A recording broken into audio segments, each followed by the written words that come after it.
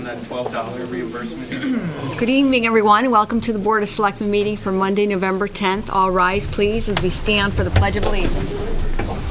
I pledge allegiance to the flag of the United States of America and to the republic for which it stands, one nation, under God, indivisible, with liberty and justice for all. Good evening, everyone. As is our custom and practice, we will begin with public audience. Is there anyone who would like to address the board? Yes. Joan Coe, 26 Richmond Drive.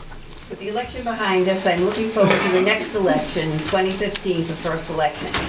At this point, I am thinking about petitioning for this position as a candidate with a platform promoting a town manager for Simsbury.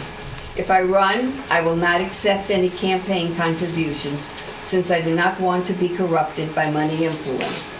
If I run, I will probably be running against Selectman Lisa Heavner, who vehemently opposes having professional management in Simsbury. There is time to decide since I would not be able to gather signatures until 2015. At the November 5th, 2014 Board of Finance meeting, First Selectman Mary Glassman, pseudo-town manager Tom Cook displayed unprofessional and childish behavior towards me. Cook was not recognized by the chairman and directed his comments to me. You can review the conduct by watching the streaming video for the November 5th meeting through SCTV. The projected salary structure of the Selectman's office, a result of the $4,000 consultant's report, initiated by the Selectman's office. First Selectman Mary Glassman will receive $113,850, then reduced to $75,000 after the election in 2015 to the next First Selectman. Since the consultant reduced the position, the elected First Selectman will have a ceremonial position.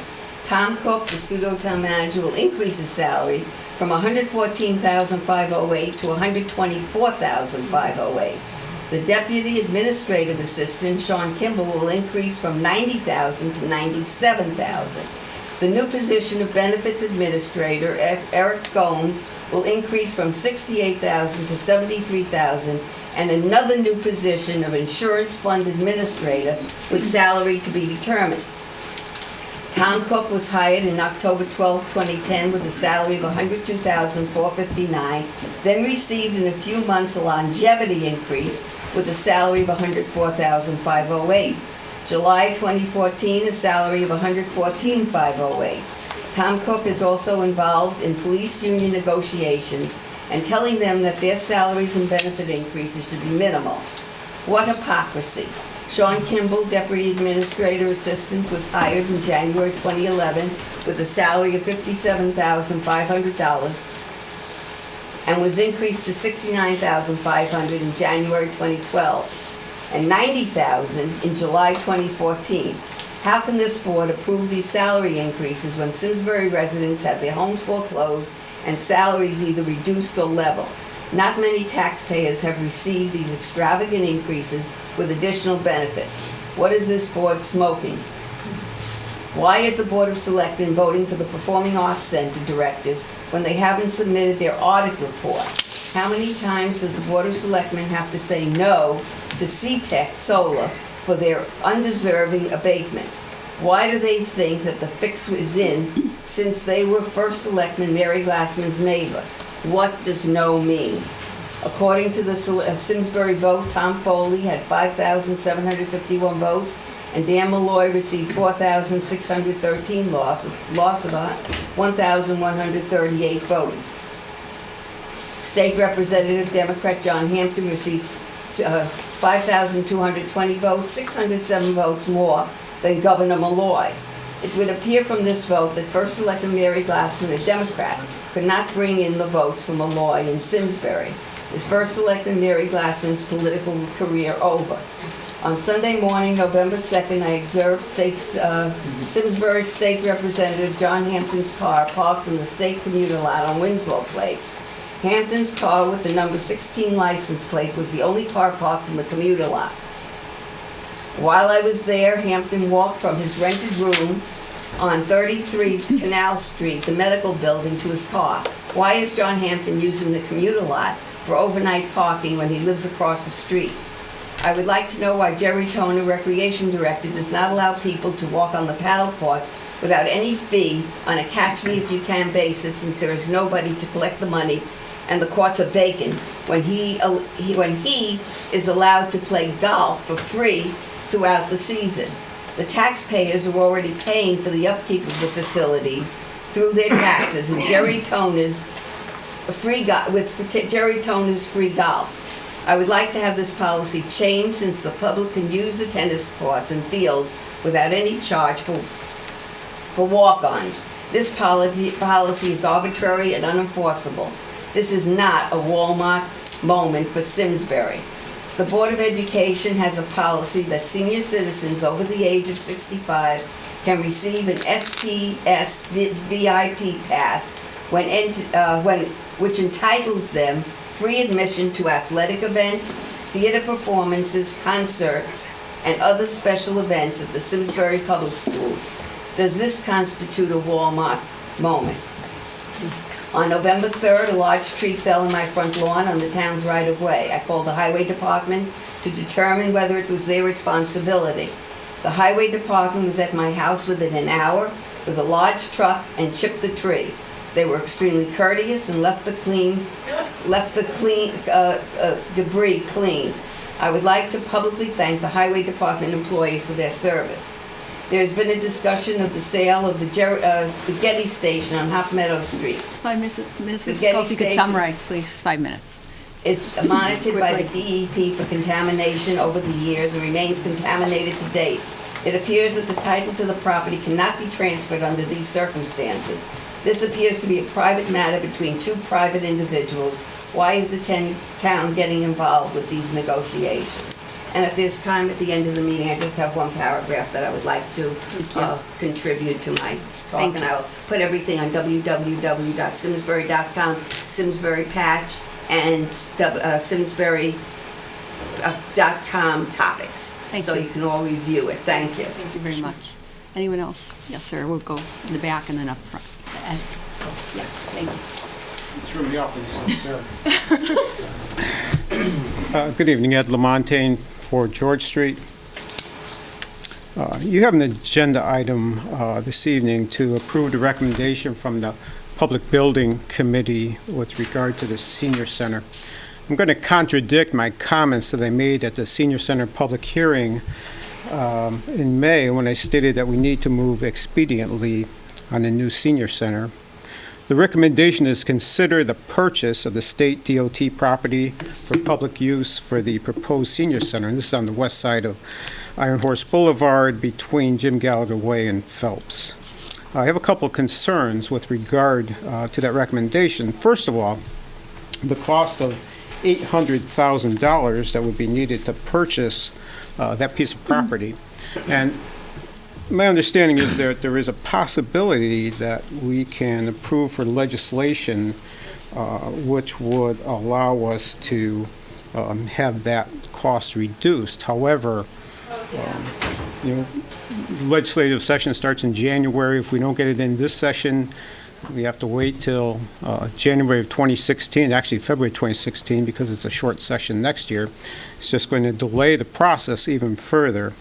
The second thing I wanted to mention is that according to the minutes from the Public Building Committee, Mr. Shea noted that the Iron Horse Boulevard site requires relocation of a sanitary sewer line, which would be costly to do.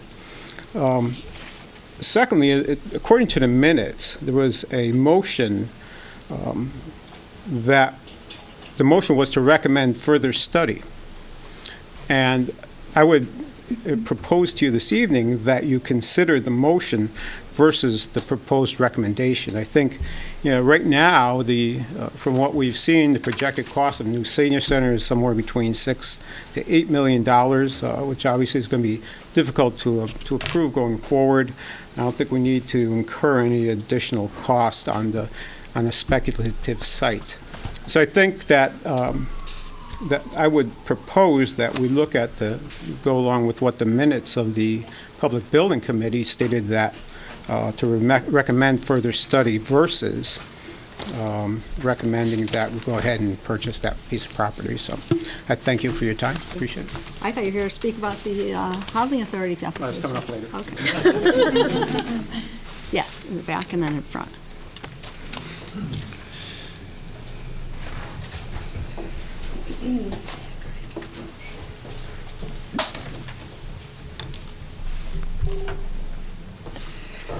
Anita Mealard, 57 East Weetog Street. I think I just entered an alternate reality here tonight because Ed is recommending against the senior center thing, and I'm going to recommend that we move forward with the senior center on Iron Horse Boulevard. I think the idea of a senior center in a new building at this location has, in fact, a great deal of merit. I would like to start out by saying, however, first of all, not the building that is shown in the proposal.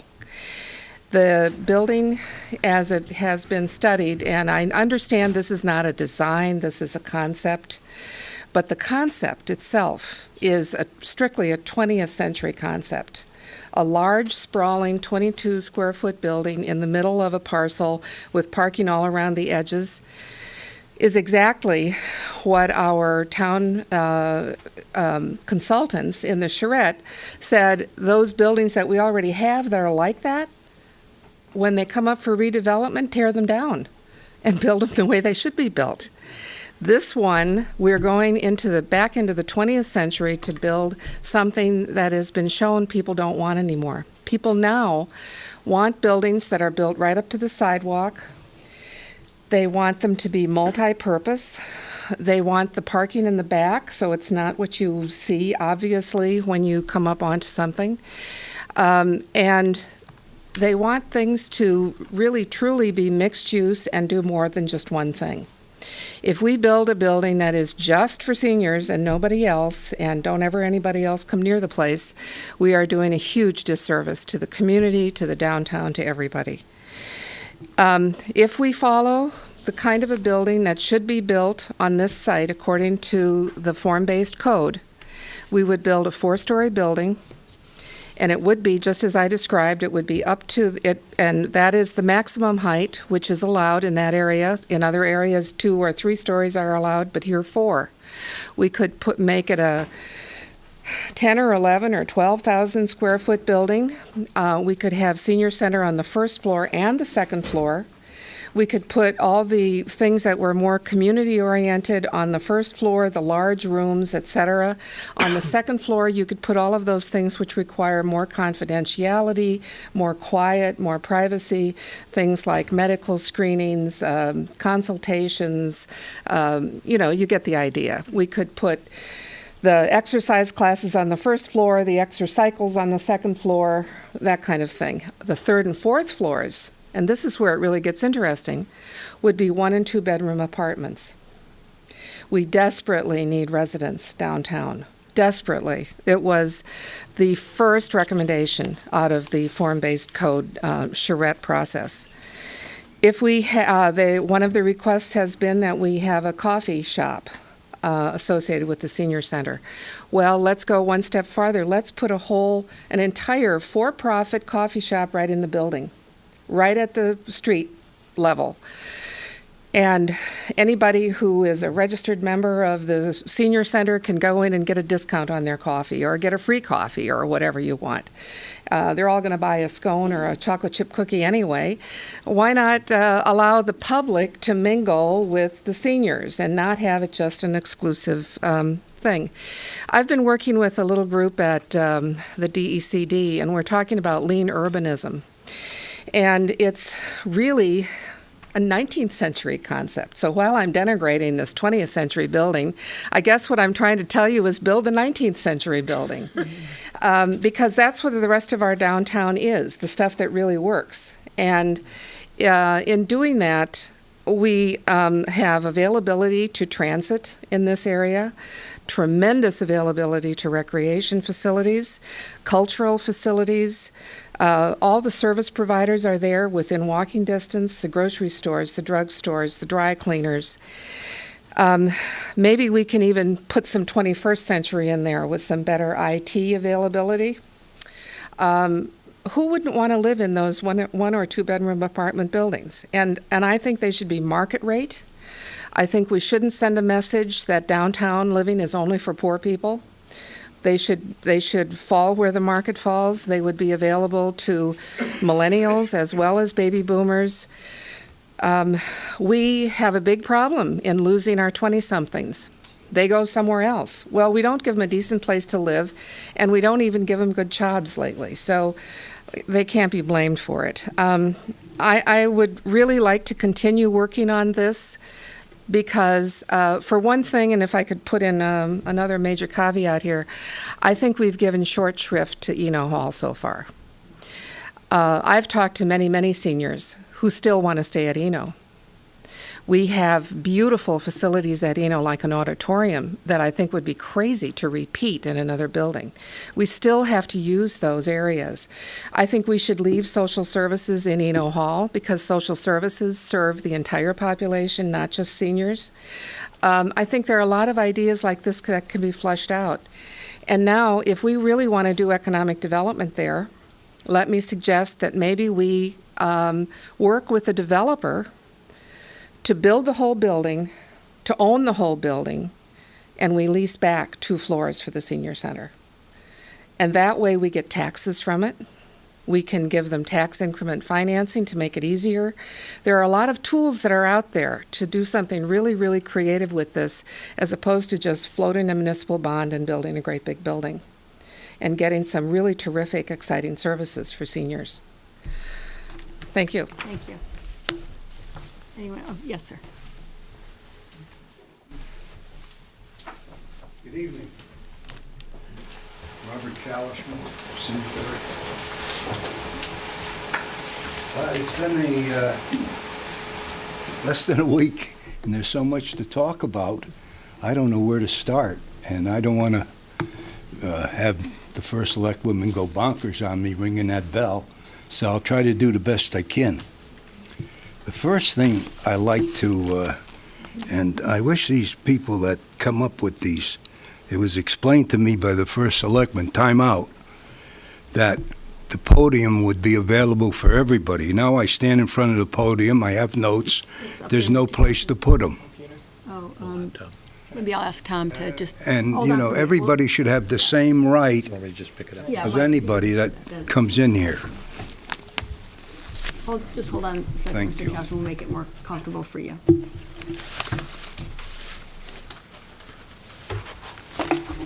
Thank you, Mike.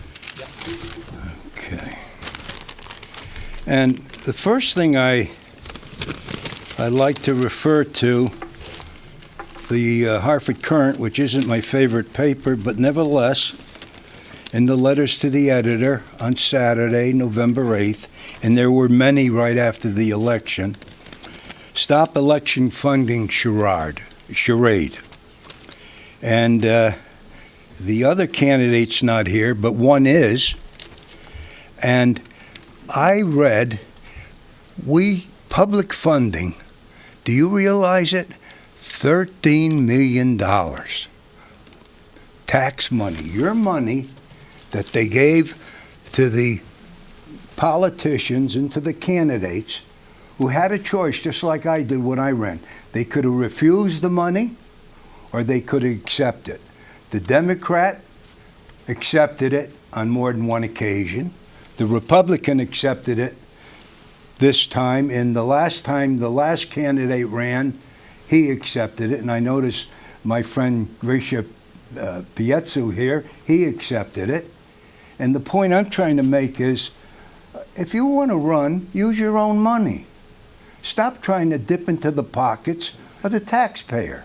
That's the way we used to do it. But let's get back to it. A few years ago, Connecticut instituted the option for taxpayer-funded elections. This was a good idea as it would level the playing field and help avoid pay-for-play. A Supreme Court ruling and change to the law have turned a good idea into a joke. As things stand today, the taxpayer merely provides additional funds to the media companies and adds to the pollution of the airways. And also, I might might add, adds money to the Democratic Party, because the Democratic Party not only takes that money, and the Republican Party not only takes that money, but they also take the money from the town committees. And the town committees work up where they send in their labor and whatever, and that's not counted. But when a fellow like myself runs, I don't have these town committees helping me out. And it's no joke. It's no joke. And it's just a good reason where nobody can say no on this thing. And in Hartford, they can't say no. So what happens, just like the performing arts, we have the Republican and the Democrat are here tonight. And I know it's a charade again, because they're here to ask for money. That's what they're here for. They're going to hide it. But still, where are all of your reports? They've been at it for a year. There's not one financial report, according to the finance department. Secondly, the other thing I wanted to discuss, this election, and I've been around a few years, is the dirtiest election I've ever witnessed. The airways were full of smut and dirt, and it was the dirtiest election I ever witnessed.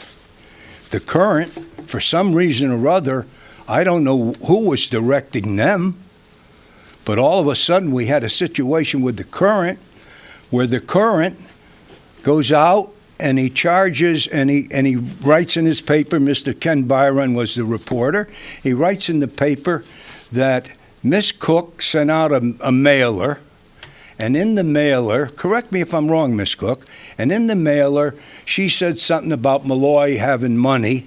And so what happens, and here again, the dirty politics come in my opinion. What do we have? Somebody comes in and files a complaint with the Election Enforcement Commission. And who is that somebody? And I looked it up, and lo and behold, it's Bill, and I'm probably going to murder the name. It's worse than mine, I think. But it's Bill, Tyszka,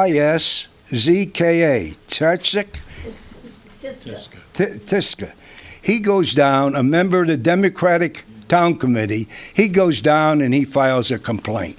Now, this is a complaint. Now, this complaint is an accusation. It's not founded. It hasn't been investigated. It's an accusation. But the press picks it up and they smear Miss Cook with it. And it was wrong. If you wanted to use a complaint, I made a complaint. And it was founded and it's being investigated. So that's a complaint. It's not an accusation. I don't use accusations. So that was the next thing. And then for my friends in the Democratic Party, or my acquaintances, or whatever you want to call them, the chairman sits on this board. The job that was done on the election for the Republican candidates in Simsbury was sick. Simsbury, a Republican town, and you'll all agree with me, it's a Republican town. It was. And now to have Foley run, and he only runs ahead of Mr. Malloy by 1,200 votes, 1,700 votes. What's going on? Hartford Waterbury made better showings than what Simsbury did, when you want to use the figures.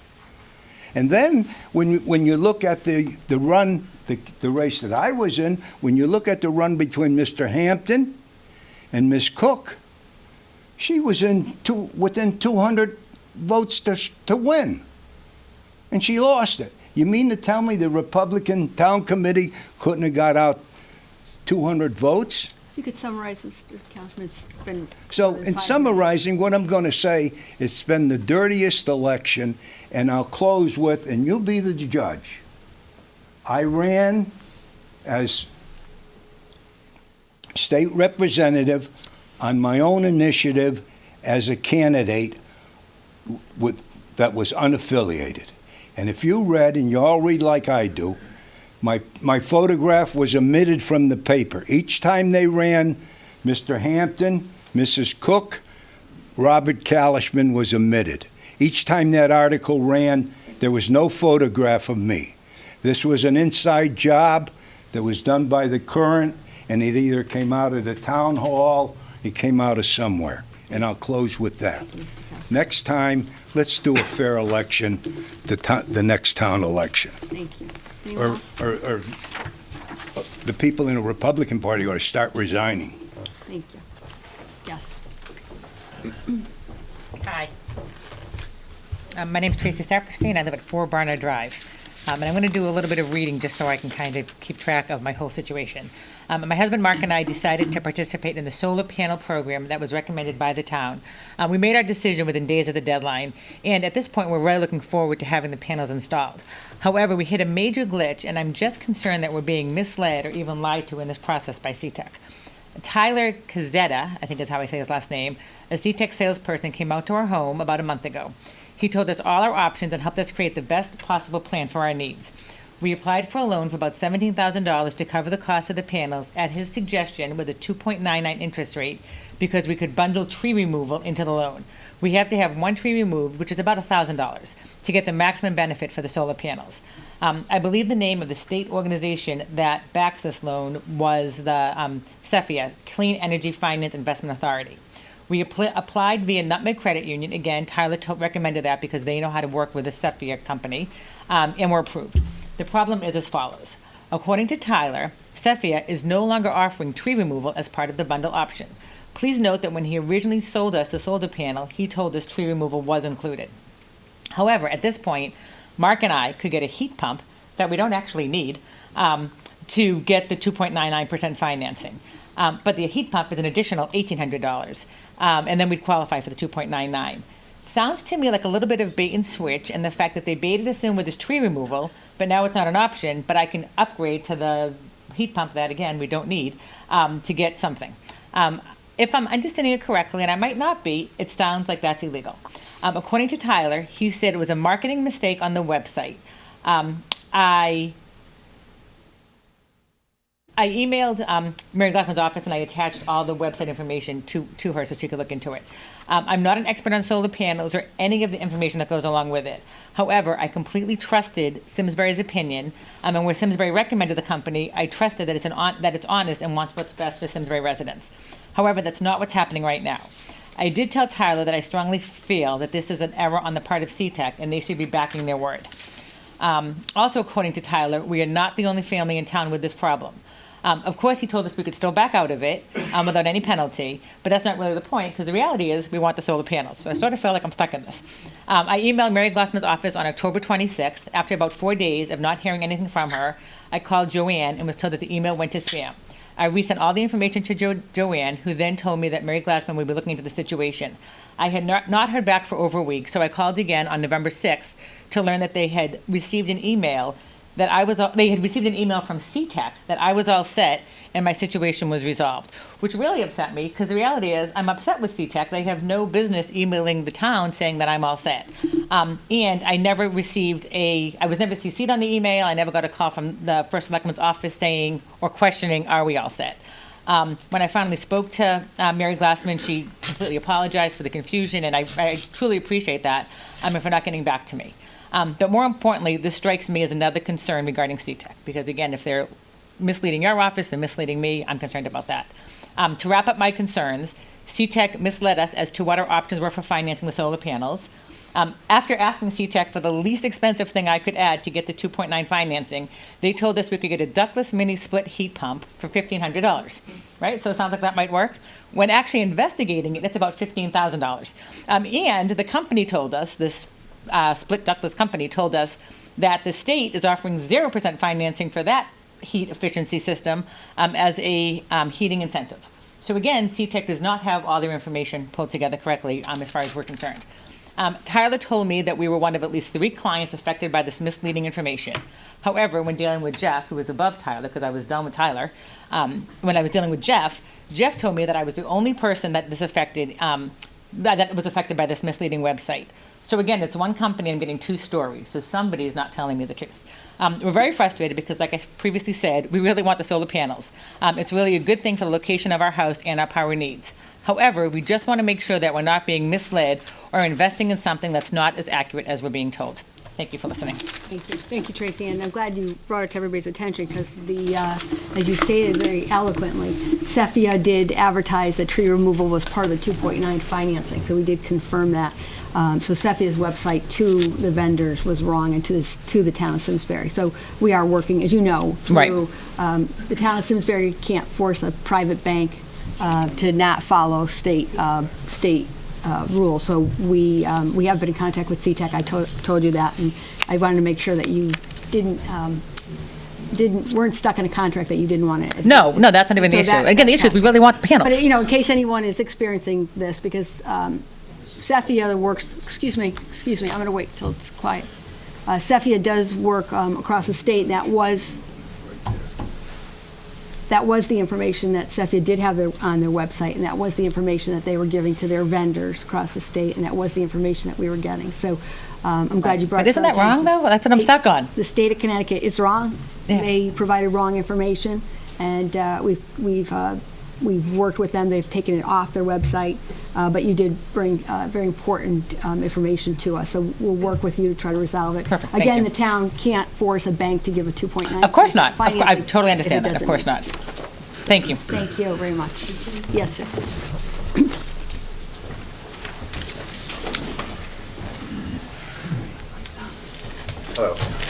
I'm Mickey Toro. Actually, I'm the owner of CTEC Solar. And I didn't come here to discuss this because I felt it was resolved. But now that you're speaking, you're talking about it, I want to make sure that you hear it from me. As Mary had mentioned, this was an issue that was presented to us after the fact. When we were working with Sophia and all the credit unions, it was clear to us. We verified what were the options for this 2.9 loan, and tree removal was one of them. After it did happen to more than one, and Jeff may not have known that there was more than one person, but it did happen to at least two, only because it was an error on the website, and everybody that was using that loan was misled, including yourself. I did speak with Tom Roy over the weekend, or it might have been late Friday, and what I told Tom Roy was, because he was an ambassador for this program for the state for the town, was that with the previous individual, we gave them options, and it was the option of going with a heat pump was not one that you were preferring, and there are heat pumps that are less than 15,000. There's some smaller ones. Yeah, and I don't want to get into. I know you don't want to get into that.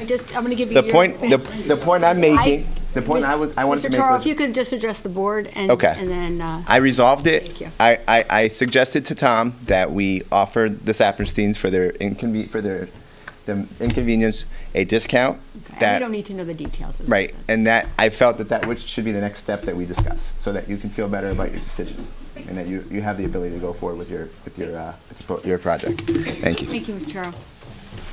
Anyone else who'd like to address the board? I'm glad we addressed a problem and fixed it right in public audience. So, are we efficient or what? This is good. Not yet. Yes, sir. Just getting started tonight.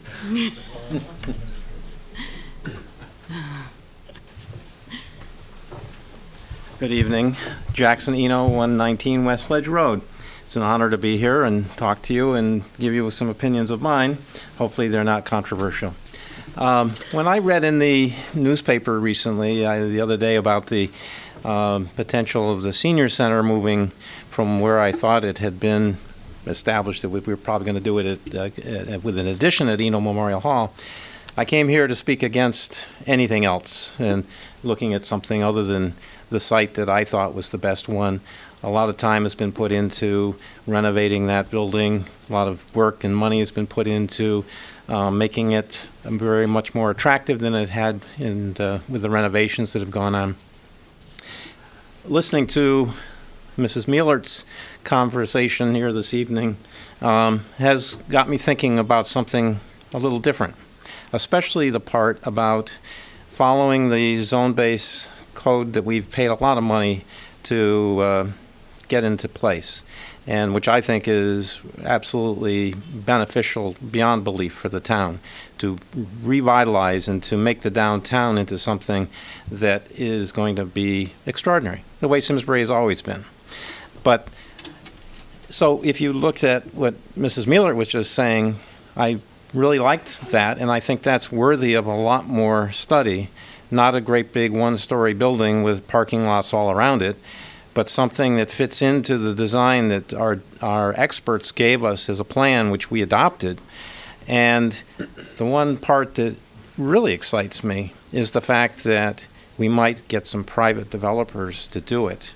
And we may not have to put tax dollars into this other than rent, which negotiated rents, because if the building is a four-story building with rental income coming in from other tenants, they could be doctor's offices. I mean, I could think of lots of different things when Mrs. Miller was talking about what could go into those other floors that would be complementary to a senior center and make it a lot more convenient for seniors using the senior center. Could be some apartments as well, but some offices too. But anyway, it would be a tax-paying building. It would be following what our form-based code tells us we should be doing. It would be a nice prime of the pump to get things going, because as right now, I haven't seen a lot of things happening based on what we paid all that money to get the code for. So please study that. Thank you. Anyone else for public audience? Yes, sir. Come on up. So nice. This is the nicest you've ever been to me. Well, I don't really have anything to say, but I haven't stood here for so long. I just wanted to get up here and say hello to everybody. Actually, I have two things to say. The first is, and I miss this so much, but there's so many things that you guys do that are so great in our wonderful town, that I just want to publicly thank you for all the work you do.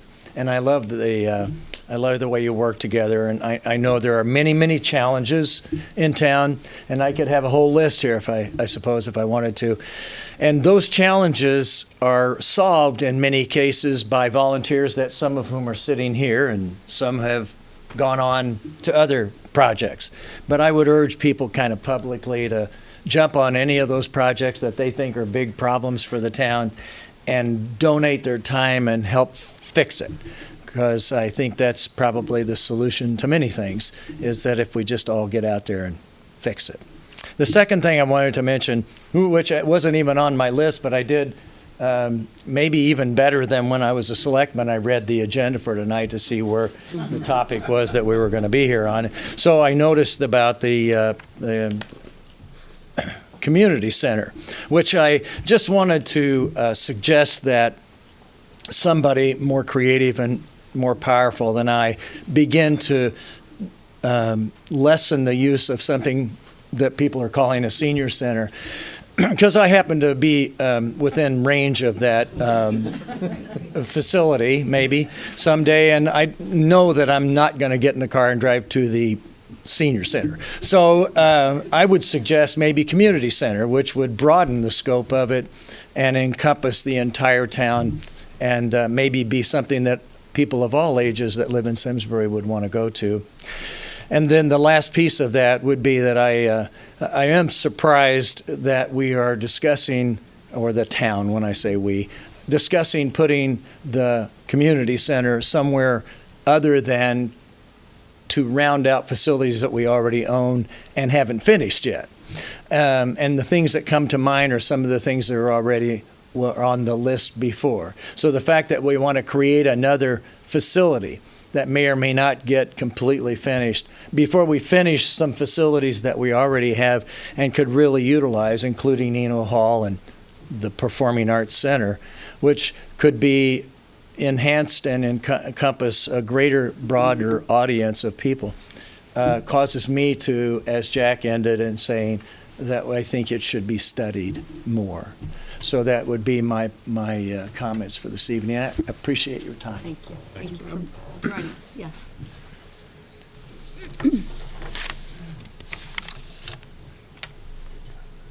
Thomas Savadio, 10 Sagamore Drive.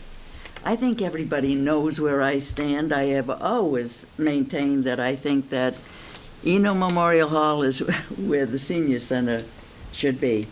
But I listened to Anita tonight, and I think that she has some good ideas there. And I think that instead of making a judgment tonight, I think I would do what this gentleman had proposed. I think it needs a little bit more study to make sure that we do what is best. I mean, there were some good ideas here tonight. And for me to say this, who's been in the Eno camp completely, you know that I really and truly mean that we do need to study it, because we have had good ideas presented. Thank you. Tonight is full of surprises. We'll keep going.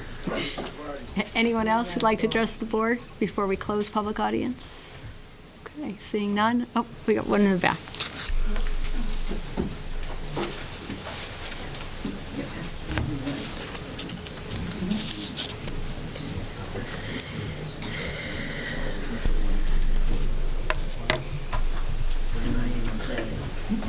Joyce Howard, 116 Terry's Plain Road.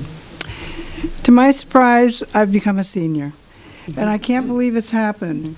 After living in town since 1976, we love it, we're staying here, we're aging in place if I ever grow up. But, like Norma, I love Eno. I thought Eno is the thing. This is the way to do it. It's common sense. It's there. It becomes a community center, but it encompasses space for the seniors. It's in town. It's all of the things, because the discussion of it hasn't been really about what it can be.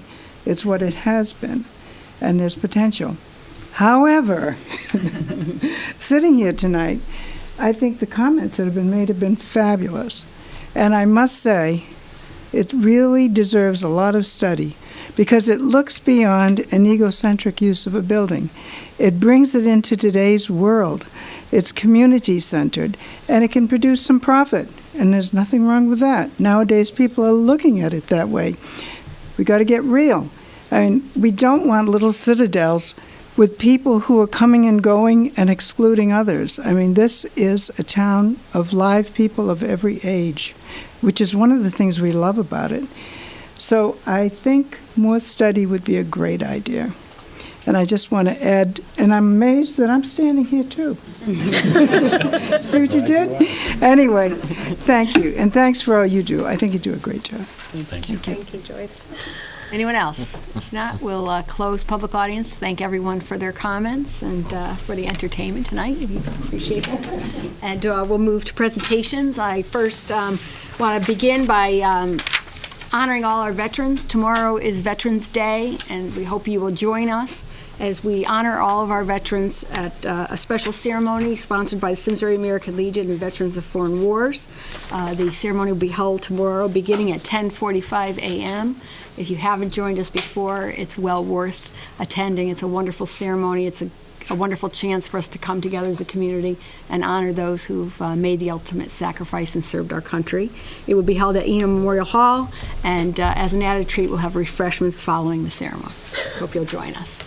Our next presentation is an update of the town's financials. I think our finance director is lurking somewhere in the hallway, so Mr. Cook, if you can track him down. The good news is that Simsbury will return a fund balance of $617,000 to our general fund this year.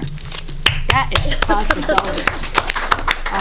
That is a significant amount of money. That is, I believe it's about 3% of our budget, and I think it's really based on a couple things as our finance director will go through.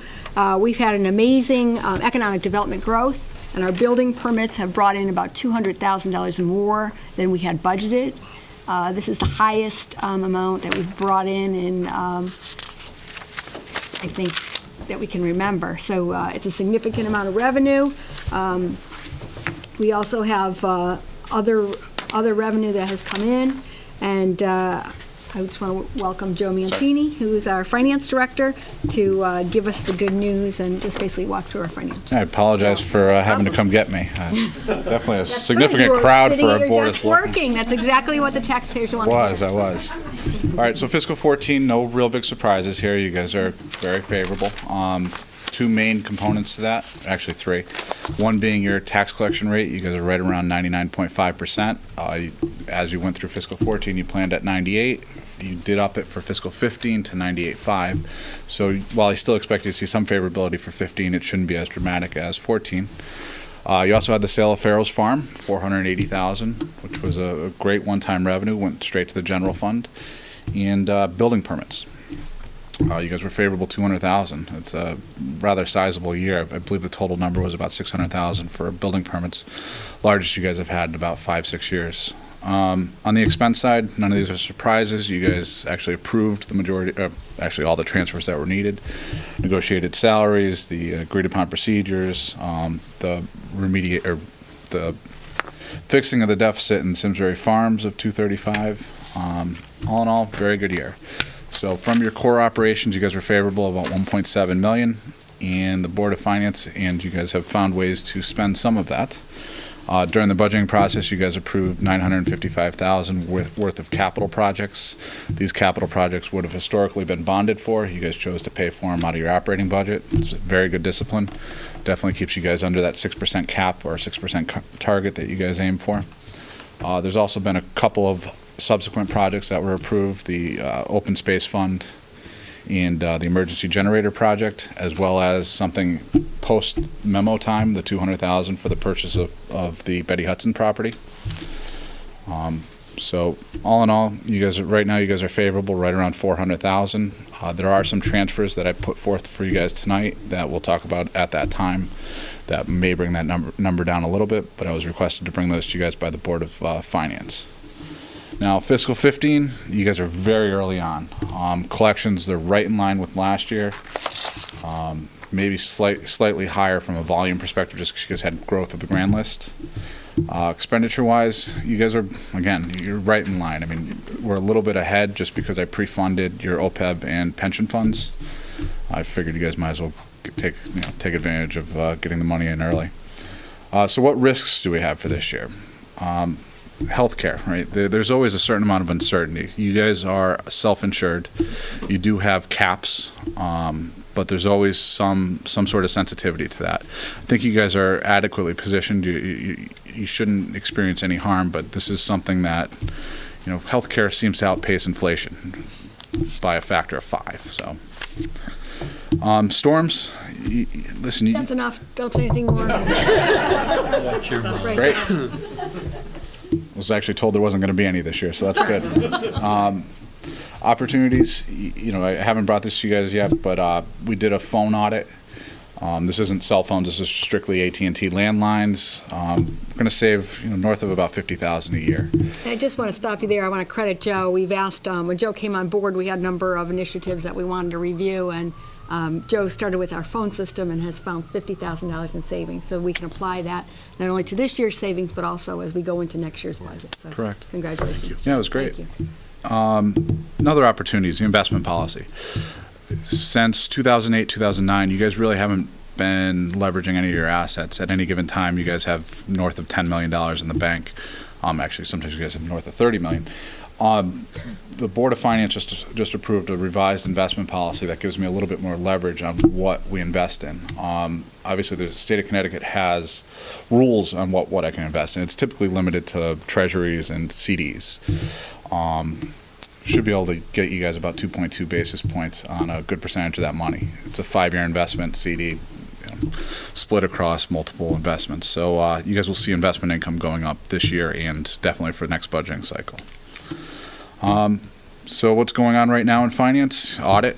A lot of fun. You guys will be done in the next 4 to 6 weeks. Haven't had any significant findings. It's been pretty decent. I mean, some minor control stuff, but you guys are going to have a relatively clean audit with good financials. Bonding, it's right around the corner. We're going to be probably going to market late January, early February. Rates are still relatively low. We have some concerns around, the Fed just stopped QE, qualitative easing. We're not seeing it in the market, and actually it looks like there's not a hell of a lot of supply for municipal bonds right now. So rates still should be competitive towards the end of January. So that's about all I had for today. Thank you, Joe. And Thanks for the report. around for the transfers. Very good. Thank you. Next is an update on the Performing Arts 2014 season. I'm going to call on Dave Ryan for a presentation. Welcome. Thank you. We did the numbers first to see if everybody would stay, right? Yes. Bob already took my line. I've been here so long. It's my favorite part. What was the rest of it? I can't remember. I'm a senior. It's a good picture, Dave. That is great. Well, you typed fast to get that. All right, go back to that. I want to see that. You get the password? Where the hell are we here? Excuse me. The good thing is this year is we had fun. We had a good time, had some good concerts. And there we are. Let me get my notes, because I can't remember a lot. I wanted to start and point out that our Simsbury Performing Arts, Inc. is a 501c3. Our fiscal year ends December 31st. Our last fiscal year was 2013, and I did email all of you today the annual report from last year, which didn't have an audit because we had less than $50,000 and weren't required to do an audit. We had less than $5,000, I think. I think we had less than $1,000 anyway. We didn't have any income last year, and there was no real sense in an audit anyway. This year, we will have a requirement for an audit. Our year does end December 31st, and what normally happens is you hire an auditor, they do their audit, and they get almost finished, and they say, well, you're a nonprofit, so you're not going to pay any taxes anyway, so let's ask for an extension because we get money-paying people who need their audit done, and we're going to try to avoid that. But sometimes it's May before you actually get your audit done. We really want to have our annual report done for our April annual meeting, so we're going to lean on the auditors. But again, we're a little bit at their mercy. We don't have enough money to pay for a prime spot. Anyway, we did have a great year. People had fun. We had lots of good music. We had pretty good weather. I got thinking that we had remarkably good weather, but when I looked at the numbers, we had 11 major events. 4 were affected by weather.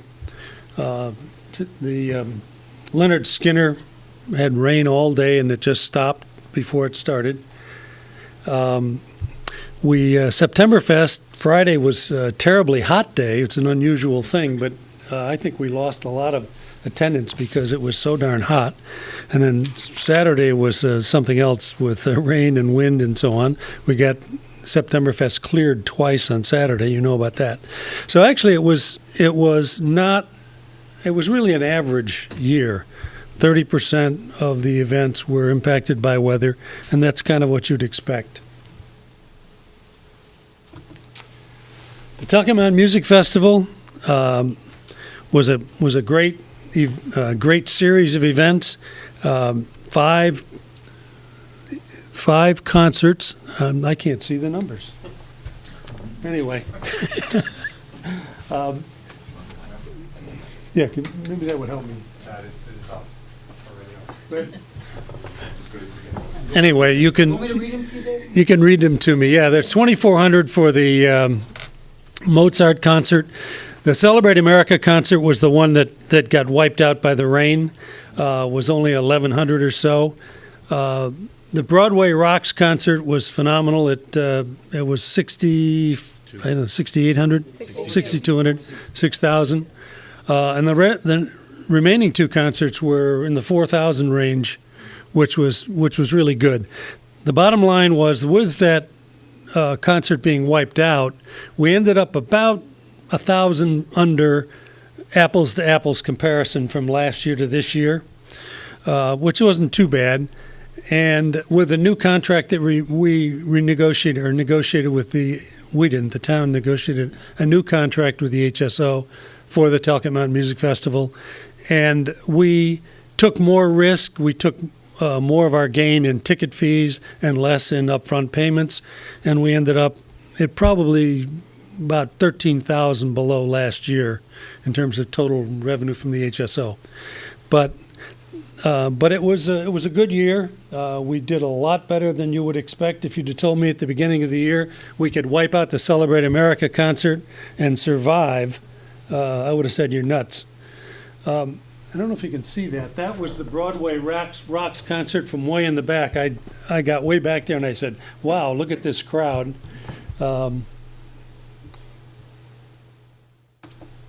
you can see it was a great concert. The HSO, the Bushnell took over the management of the HSO, and for this concert series, it was a wonderful change for us. They paid on time, which is really That's a good thing. an important thing for a cash-strapped 501c3. We were delighted, and they're good people to work with. The premier concerts, we had 3 of them. Leonard Skinner, that was affected by the rain, but all the others had great weather. It was just neat. Oh, can't have it. It's Willie Nelson singing Paul and me and Paul. So sorry, no sound. Take over for him? No, please. I thought we were going to have a little entertainment, and that was from my iPhone at the concert, so it's the real thing. So anyway, that was the concert season. I think it was great. This year, we're hoping to add a couple of more premier concerts, and if we do, that'll help our cash flow a little too. Septemberfest, as I say, was impacted by the hot weather on Friday and the windstorm on Saturday. We were cleared twice by the police. I don't know if anybody saw this scene, but at 4:30 on the left side, if you look, there's a bunch of tents that were just lifted up and blown away by a burst of whatever it was, air that came through, wind. And by 6:15, they were back up. So Tommy and the vendors did a fantastic job of recovering from that.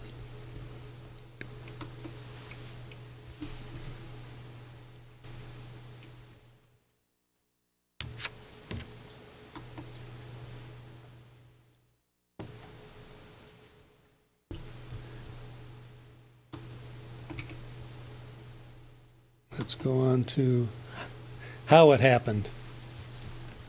First thing is, I think Tommy Vincent did a heck of a job. He worked hours, I don't know. He was there from 7 o'clock in the morning to midnight, lots of nights. And he just worked tirelessly, worrying about everything. Sometimes I thought he was his mother. He's just so nervous about things, but it was fantastic. And he got Nick decided that he didn't want to take our offer of employment, so we were left with a hole in April. And Max Gaudio, who's a BC pre-med student, 4.0, I understand, so he's a bright kid. He picked up what needed to be done, and with Tom, they managed to get things done without much of a hiccup. In fact, I didn't remember any issues that fell through the cracks. And with Max, PJ, his brother, who was in the acoustics engineering program at UHART, he pitched in, and eventually he started working for Tom, doing some work after Max left. And Caitlin has worked for him for a year or two doing graphic arts. She's a student in, I think it's CCSU, in marketing communications. And one of the great things about Max Gaudio is he brought Mary Margaret and Phil, his mother, who worked more hours than, or not more hours, but as many hours as he did, I think. Mary Margaret manned the soda and water concession lots of hours, and Phil was driving around delivering things and helping us tremendously. So they were just great volunteers. Local sponsorship support. You'll see some familiar names there, but they are really, really great people. And without them, things wouldn't have wouldn't have come to pass, of course. The fireworks guys, the town of Simsbury, was important to us because the town was able to put on the fireworks. We weren't able to buy the insurance. We didn't have enough money to buy fireworks insurance, but the town was able to do it as they do. Simsbury celebrates and has done fireworks in the past, so that saved us a lot. The Masters School came up with the money for the Tuckahoe Music Festival fireworks, and Ensign Bickford Industries and Landworks Nelson Construction came up with the money for the for the September fireworks. Should mention Simsbury Bank, Xfinity, Mitchell, Big Y, Richard and Lina Wagner, Paynes. I don't even know who's on the right there. Dornenberg. Oh, I can see it here, Dornenberg. Dornenberg. These guys really helped tremendously.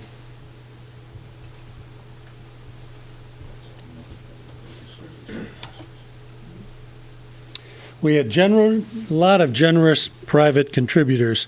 You know that we had a kickoff function at the end of April. We had about 170 people there, and the event raised nearly $20,000 toward putting a retractable roof on the facility. We're just about to contract for that to start the process. Not for the roof, but for a study for feasibility of the what direction we should go. We also had about $3,000 in tips during the year at our concert, so that was a surprise to us. But it was a great country. I don't know what you did. And we had several people who participated through their employers' programs and sent us quarterly checks, which we're very appreciative of. So that's really neat. One of them is in the end over there. Thank you, Sean. And we had dedicated volunteers. You know, God, there were a lot of, just a tremendous number of people that kicked in. The PAC board, number one, it's a real working board. And I wanted to make sure everybody got their name up here. Several of them are here tonight. We've got Bob Hensley and Greg Piazza, who's the treasurer, Ferg, Tim Push. I don't see anybody else on the board. And we got a volunteer here who put in lots and lots of hours, in Dennis Jacobs. So we appreciate that. Kathy Barnard is our secretary. She serves in the finance part of the thing. She spent lots of nights counting money late. Lee just joined us from, he's in Granby. He's helping in the development end. Jeff Dornenberg with Dornenberg Graphics. They did a new website for us, and that's what you see there. In a matter of a few weeks, they put that together. It was fantastic. Martin Geitz has helped us with, of course, Simsbury Bank sponsorships, but he has given us a place to meet and given us a lot of management advice, as has Phil Shanks, who was who's the Bloomfield town manager now. Bob Hensley did lots of work, put together the kickoff function for us, and he also did the snake in the first snake that we needed. And did anything that he had to do. Bob is great, and besides being entertaining. We have Ed Kubasik helped us with the insurance, and he also did finance help and spent a lot of evenings helping us count money. Paul Pendergast has helped us with fundraising. Greg Pietz, who's the treasurer, he must have written, I don't know how many checks, Greg, 300, 400? Yeah. That's amazing. One tonight. We got another one tonight. So Jane Porterfield, she and Linda Schofield, you know, I don't have a picture of the 2,000 seats that are laid out for the premier concerts, but Linda and Jane, besides all the other things they do, went and numbered those seats, 3 hours of putting stickers on the things. They were just really dedicated. Tim Push handled the all the volunteer efforts. Me, I just kept the books. And I guess that's all our volunteers on the board. The Rotary, God, phenomenal group. They put up the chairs, they put up the tables. In the mornings, they came and took them down at night. Kicked in and helped just all the time. And just an enormous amount of labor. Come on, move over. Move over. Okay. Volunteers for concessions. Dennis did it a lot. Ferg put lots and lots of hours in the concessions. Chip Knierim, there were a lot of people that helped. We had 35 tips trained volunteers. Is that right, Ferg? And they all took turns coming in and helping us serve beer. Leonard Skinner was a little challenge. Those guys like to drink beer in the rain. Ushers, the ushers for the symphony and for the premieres just were great help. We had parking. I think, Sean, you headed the parking stuff for the premiere stuff, right? And again, that brought in a fair amount of money and did a great job that needed doing. So thank you very much for that.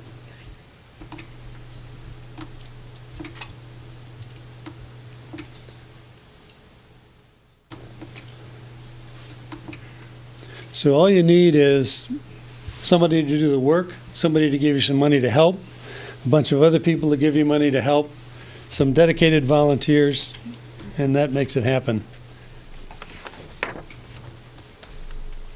All right, let's go back to the beginning here. Okay, let's talk about the details, which are in our contract, and we want to make sure that we cover. I talked about the reporting and our process for reporting. You will get an audited financial statement as soon as it's available with our annual report. As far as serving the community, we had, I think it's 20 events during the year, besides our concerts, in addition to our concerts. April 6th, the MS Walk, the River Run, Lions Club, and the Dog Park event, Triathlon, Hartford Half Marathon, Simsbury High School graduation, Solstice Music Fest. Simsbury Community Band did 5 concerts, and then we had a jazz fest in August.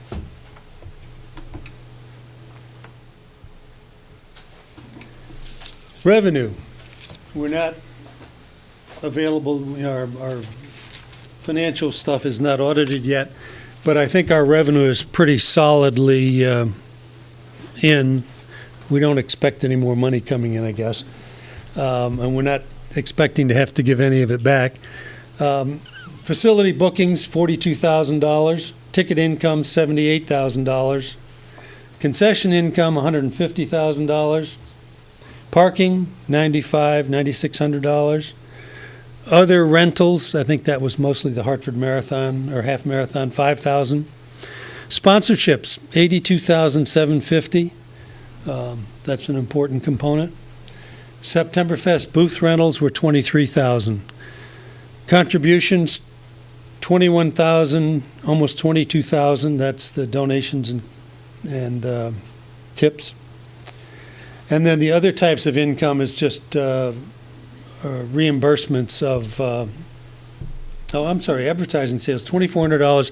We sold $2,400 worth of pole signs and that kind of thing, so we actually made some money there. The promoter reimbursements are just us paying back or being paid back for something we paid for. And for example, that was $15,000 of that was for the Simsbury Police Department for the 3 concerts. The other $10,000 of that was probably pole banners and banners that went across the street. And I don't know what other costs would go in there.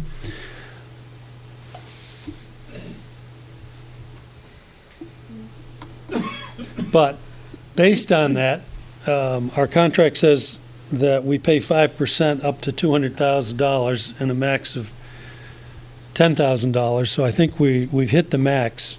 And there's the check, Where is it? I haven't seen it. which Greg the treasurer will deliver.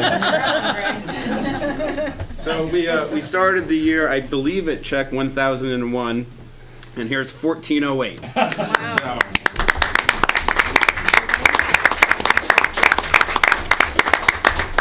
And Greg still has some money left. next time, start with that part. We knew you'd leave. Thank you very much. Okay. Capital equipment. The other thing that we're asked to do is to submit what we'd like to see in the way of capital equipment or capital expenditures. That seems to be not quite centered. And I know the town's year-by-year structure. 2015, we're asking the town consider surfacing and lining the parking area behind the Performing Arts Center, the band shell itself. It's very dusty, it's wet when it rains, it's muddy. We have to line it several times, probably several times a week. So it would be a big labor saving besides cleaning and the rest of it. That's the handicap parking as well. Pardon? That's where the handicap parking is as well, right? Yeah, handicap parking would be good. So we'd like to have you consider that. Mr. Sawitsky gave me a little slip of paper a little earlier. He said total 33,500. That's his estimate. Huh? Keep going. That's his estimate. That's for the first part of it. This check doesn't even cover that, Dave. That's a. I know. I didn't ask him first. The second thing is 2016. We'd like to find some way to put some buildings up for ticket booth, concession, storage, security, and first aid. I first had the idea of let's build something that looks like tobacco barns, and we can put one along Iron Horse Boulevard at the boundary, where one end could be a ticket booth and the other could extend almost to the cupola. And we could have our concessions, some of our concessions there. And the people in our board who have some aesthetic sense said, let us study that. So I said, okay, we'll ask for something to fill that space that fits in with the design that we'd like to see down there, we all like to see down there. And I know the town is working on an open space study of an overview there, so we need to work with you on that. But a couple of buildings of that size, I think we're not talking about an enormous amount of money. If it's a few $100,000, maybe $300,000, and we could eliminate an enormous amount of cost to us. We spend $36,000 running electrical wires on a temporary basis to the concession booths and other things. If we could eliminate doing that, that would save us a lot. We spent $60-some thousand in tents and chairs and that kind of thing. We're not going to get rid of all of that, but it would be, we could make a big dent in that expense if we could avoid buying those tents. If we could get some storage in those facilities, if we had a loft above the concession area where we could store chairs and tables, then we could buy chairs and tables and save some of that expense. So we think it's a good step toward making some serious cost savings in the operation. So we'd like to see that. I know we can't get that done this year, but we'd like to see it in the 2016 budget time frame. And in 2017, we're talking about retractable roof for the seating area. We're about to contract, we just voted 15-0 to accept a bid from Fletcher Thompson, to do a feasibility study for us to decide whether, decide among the options, which are a fixed roof, if we can't afford a removable one, a retractable roof, or perhaps a different kind of a roof like we saw an example of in Austria, where it's like a big umbrella and it comes out, it's flexible, and it can be put up and taken down in 10 minutes. I don't know how it would do in a thunderstorm, whether it would be usable or not, but that's something they're going to look into and come back to us with costs and ideas and so on.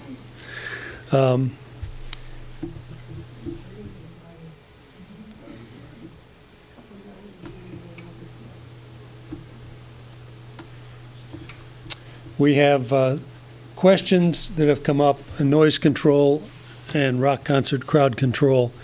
We have issued a PO to Mark Cody, who's an acoustics consultant from, who's graduated from the University of Hartford Acoustics Engineering and Entertainment Department.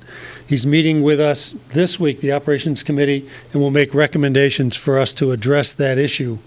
I did talk with the director of the University of Hartford's Acoustic and Engineering Department, and he said, you know, it's a very, very difficult thing because the noise really, in many cases, turns out to be whether the noise factor is whether you like the music or not. And if you don't like the music, it's noise. And so that's a difficult thing. But he's going to give us some ideas about how we can deal with that. Rock concert crowd control is another issue that I don't think there's a one-size-fits-all answer to. And Premier Concerts and Vincent are instituting some changes in the concert layout and the security staffing, but that has to be visited, I think, with every act that comes in as to what would fit best in that environment. So we're aware of it, we're working on it, and we just don't have a guaranteed that'll never come up again answer. And the last thing we have is we want to ask you to update the approval. 50% of our board, we've given that to you for later in the evening, I think. Yes. They're all Simsbury residents that we're asking you to approve. Very good. That's it. Thank you. Any questions? Thank you, Dave. I just want to thank you and the board and the volunteers for a successful season. I think I want to thank the Board of Selectmen for supporting the study that suggested that we spin this off as a private venture, and obviously it was the right decision because you were never posting those numbers when the town ran it. So congratulations. I think it allows a lot more flexibility, a lot more creativity, so congratulations to everybody. This is terrific. I also can't wait to celebrate the 20th anniversary of the Talcott Mountain Music Festival. I've already started discussions with Dave. It's hard to believe we started in a cornfield at the Hartford Insurance, and I remember those nights with a tent, and who would have thought that we had a permanent facility that's getting better and better. So maybe you can come back at the beginning of the year and tell us how people can give and participate in the 20th anniversary. I think that's really I'm spectacular. remiss in mentioning it. The Development Committee met last week and agreed that they would look for a date to do that. And we will get back to you with when we think it's an appropriate date. Excellent, perfect. Okay. And any questions before we move on? Thank you. Thank you again. Good job. We'll now move on to another presentation. We're full of good presentations tonight, and we have with us the Simsbury Junior Women's Club to talk about Luminary Night. So ladies, if you could come up and introduce yourself and explain the exciting opportunities that you're offering to the town. No, Packboard boys, you stay and listen to this one. Excuse me. Yeah. Let me get out of your way, I'm sorry. Not for you, for them. Good evening. My apologies, I was not expecting such a large audience. I could have brought a jump drive, and we could have had a PowerPoint, but... Excuse me. We like you. Okay. My name is Heather Feli. I am one of the presidents of the Simsbury Junior Women's Club. And I'm Becky Mahoney, another co-president. Simsbury Junior Women's Club has been serving the community since 1957, so we're having our 57th year. We have a mission of uniting women seeking opportunities of civic engagement and volunteerism who share the vision of impacting our local, national, and global communities through projects that evolve with the passion of our membership. We are a 501c3 nonprofit organization, and we have an affiliate, the Connecticut Junior Women's Incorporated. Right now, we have about 49 members, and in the last 4 years, our members have donated and volunteered over 1,500 service hours to the community. Some of our activities in the community include story and craft hours at the public library. Our next one is December 3rd, where we will provide the craft while Santa is at the library. We'll be collecting candy, chapstick, magazines, and snacks that can be donated to our troops. We collect hat and mittens for the hat and mitten tree for low-income children. We provide the teddy bear sleepover at the Simsbury Library. This year we had over 87 children participate in that event at the library, so a huge turnout. We deliver Meals on Wheels in Simsbury. And I heard a lot of discussion about the senior center, so I'm going to give ourselves a plug here. We make all of the desserts for Super Tuesday at the senior center, so if you are over there and enjoying a cupcake or a pie, you can thank the Simsbury Junior Women's Club. We provide Service Provider Appreciation Day, where we do baked goods and baskets and goodies for all of the local services in town, the ambulance, the police department, the fire department. Cheese Day at Social Services. Donations to Female Soldiers Forgotten Heroes, which is a home dedicated to homeless female veterans in Connecticut. We've collected hundreds of stuffed animals for Lovable Huggables, which are stuffed animals that are donated to service providers for children that are in emergency situations for comfort. Activities at the local nursing homes. We send cards to the veterans. We collect money to fight childhood cancer through Alex's Lemonade Stand. We put on the Ladybug Bash every year at the middle school. It's a community event for children. And we make bagged lunches for the homeless. And a significant portion of those activities are also volunteer opportunities that children can participate in as well. So not only our members are active in the community, but so are the children. All of this is made possible through our annual fundraiser, which is Luminary Night. It's a non-denominational community event, which is always held the first Sunday of December. We're going into our 4th year. This year it's December 7th from 5 to 8 p.m. Luminary kits are sold for $15 to participants and $100 to businesses. The businesses that are on Hot Meadow get a kit that has an LED, so that cost is greater. And businesses can sponsor the event and become a sponsor.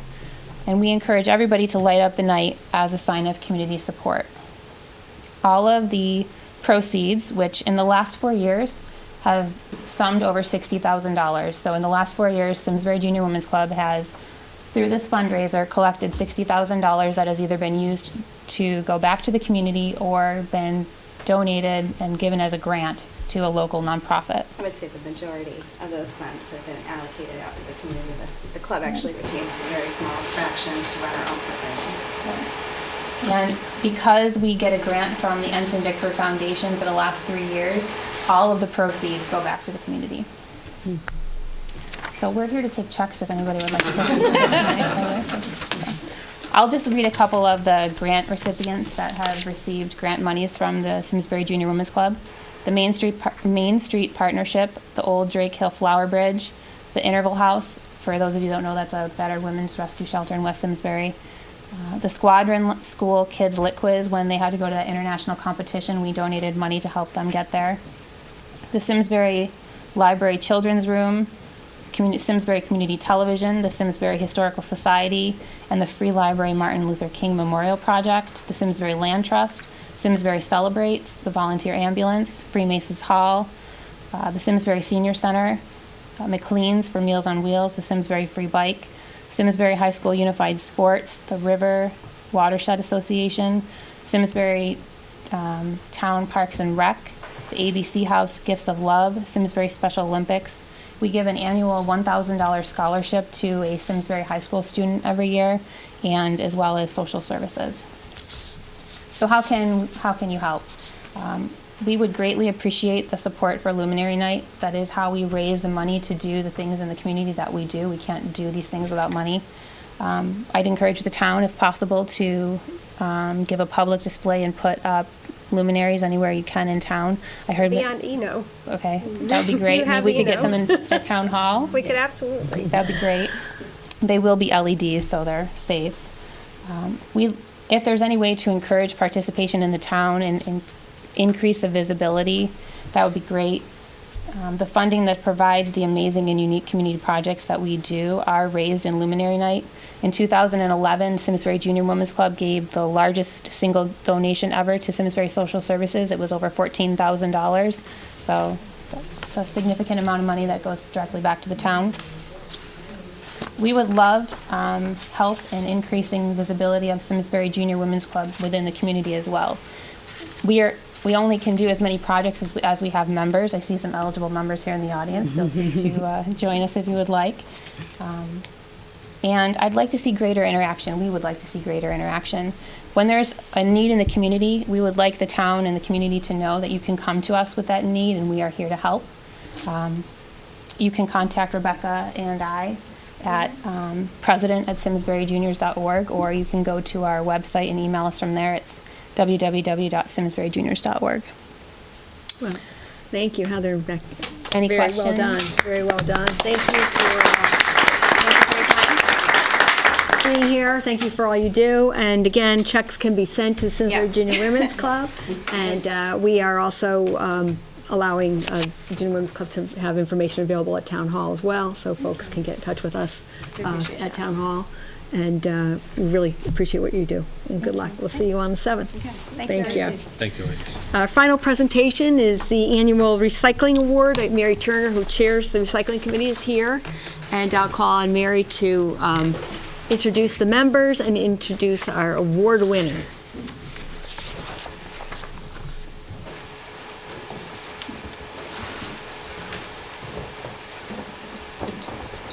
Thank you. It's Mary Turner, 11 Barnard Drive, Simsbury.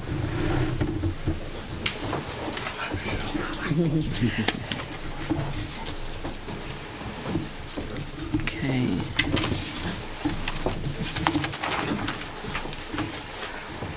Since 1997, our committee has selected a person, group, or company that has made special effort to recycle materials that formerly entered the waste stream, complicating disposal, wasting resources, and damaging our environment.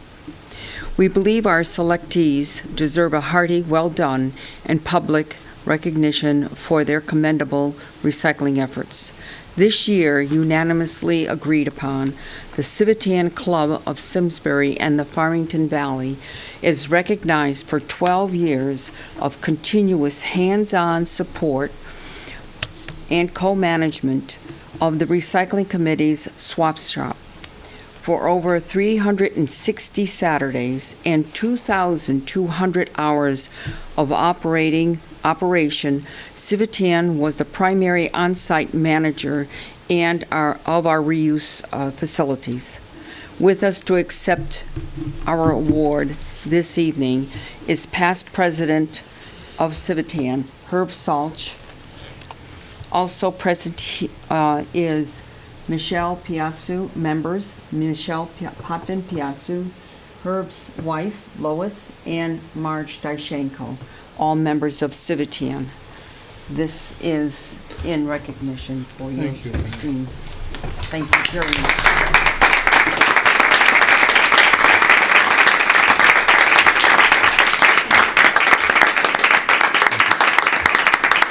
Our new home is such an improvement over our original. I was president of Civitan when the swap center was established in a trailer of kind of an obscure corner of the transfer station. At that time, Civitan took on the responsibility of the staffing as a hands-on project with the club.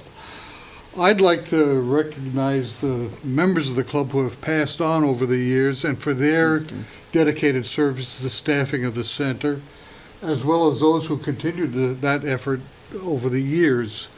And on their behalf, and we thank you for your recognition and accept this on their behalf and on behalf of the Civitan Club of Simsbury. Thank you. Thank you.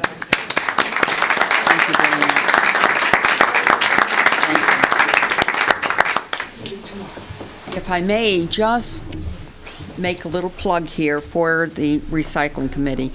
We're going to be holding our composting open house in honor of America Recycles Day. The Simsbury Recycling Committee will host a composting open house at the Simsbury Community Farm on 73 Walcott Road this coming Saturday, November 15, from 10 a.m. to 2 p.m. Master composters will be leading discussions on composting throughout the day. People are invited to stop in anytime to talk with the masters, see new composting equipment, and learn about other options if they are unable to compost at home. This event will provide the best composting practices for people interested in starting or expanding their home composting efforts. For people unable to compost at home, information will be provided on local businesses that will pick up their food discards for a nominal fee. Please, if you have any questions for further information, call Laurie Fernand, a member of our committee, at 860-904-8873. Hope to see you all there this coming Saturday. Thank you. Thank you, Mary. Thank you for that presentation. Well done, and thanks for all your All right. A couple of quick updates. Wanted to announce that Simsbury's been selected to participate in the Capital Region Council of Governments Voice over Internet Protocol Demonstration Project. This was a very competitive process, and we're honored that we are not only in our final stages of connecting to the Nutmeg Network with a grant from the state of Connecticut, which is a statewide fiber optic network linking Simsbury towns to other cities and towns throughout the state. But as part of that implementation of the Nutmeg Network, the Moore Commission, which I'm honored to serve on, asked for and received state funding for Nutmeg Network demonstration projects that were designed to demonstrate the value of the network and serve as a model for other towns to follow.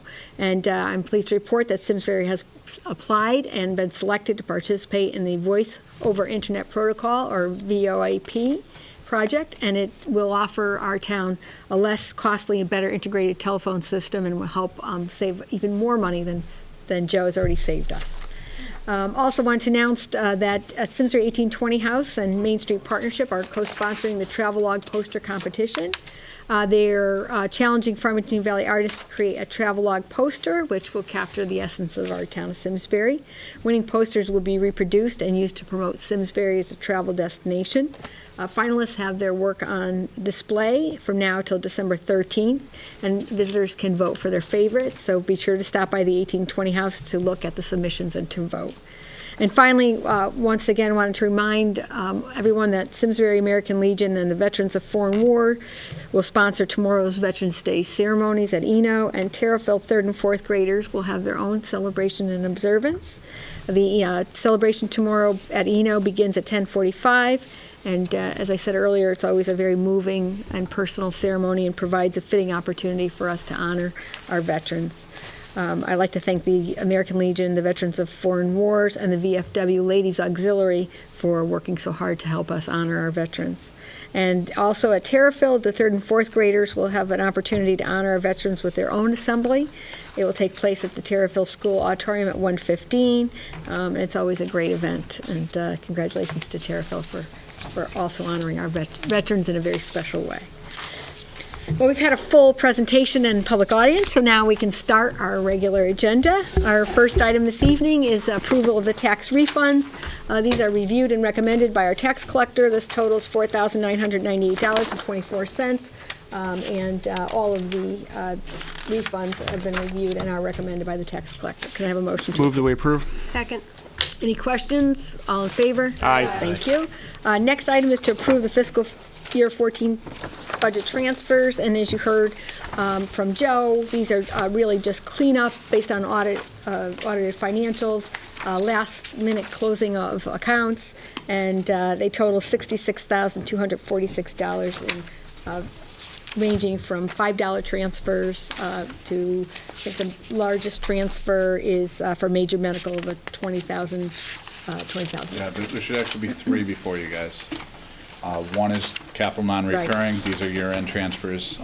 Actually, ironically, most of this money wasn't even spent this year. This is from a couple years ago. As you issue an audit, none of your funds can be in a negative balance. So, any clean up some of the prior years. Then the general fund account transfers. These are nickel dime stuff. None of these are really overages. Most of these accounts, we had actually already moved money out. Now we have to move money back in because there were some bills that came in after the August 15th meeting that we did the last transfers.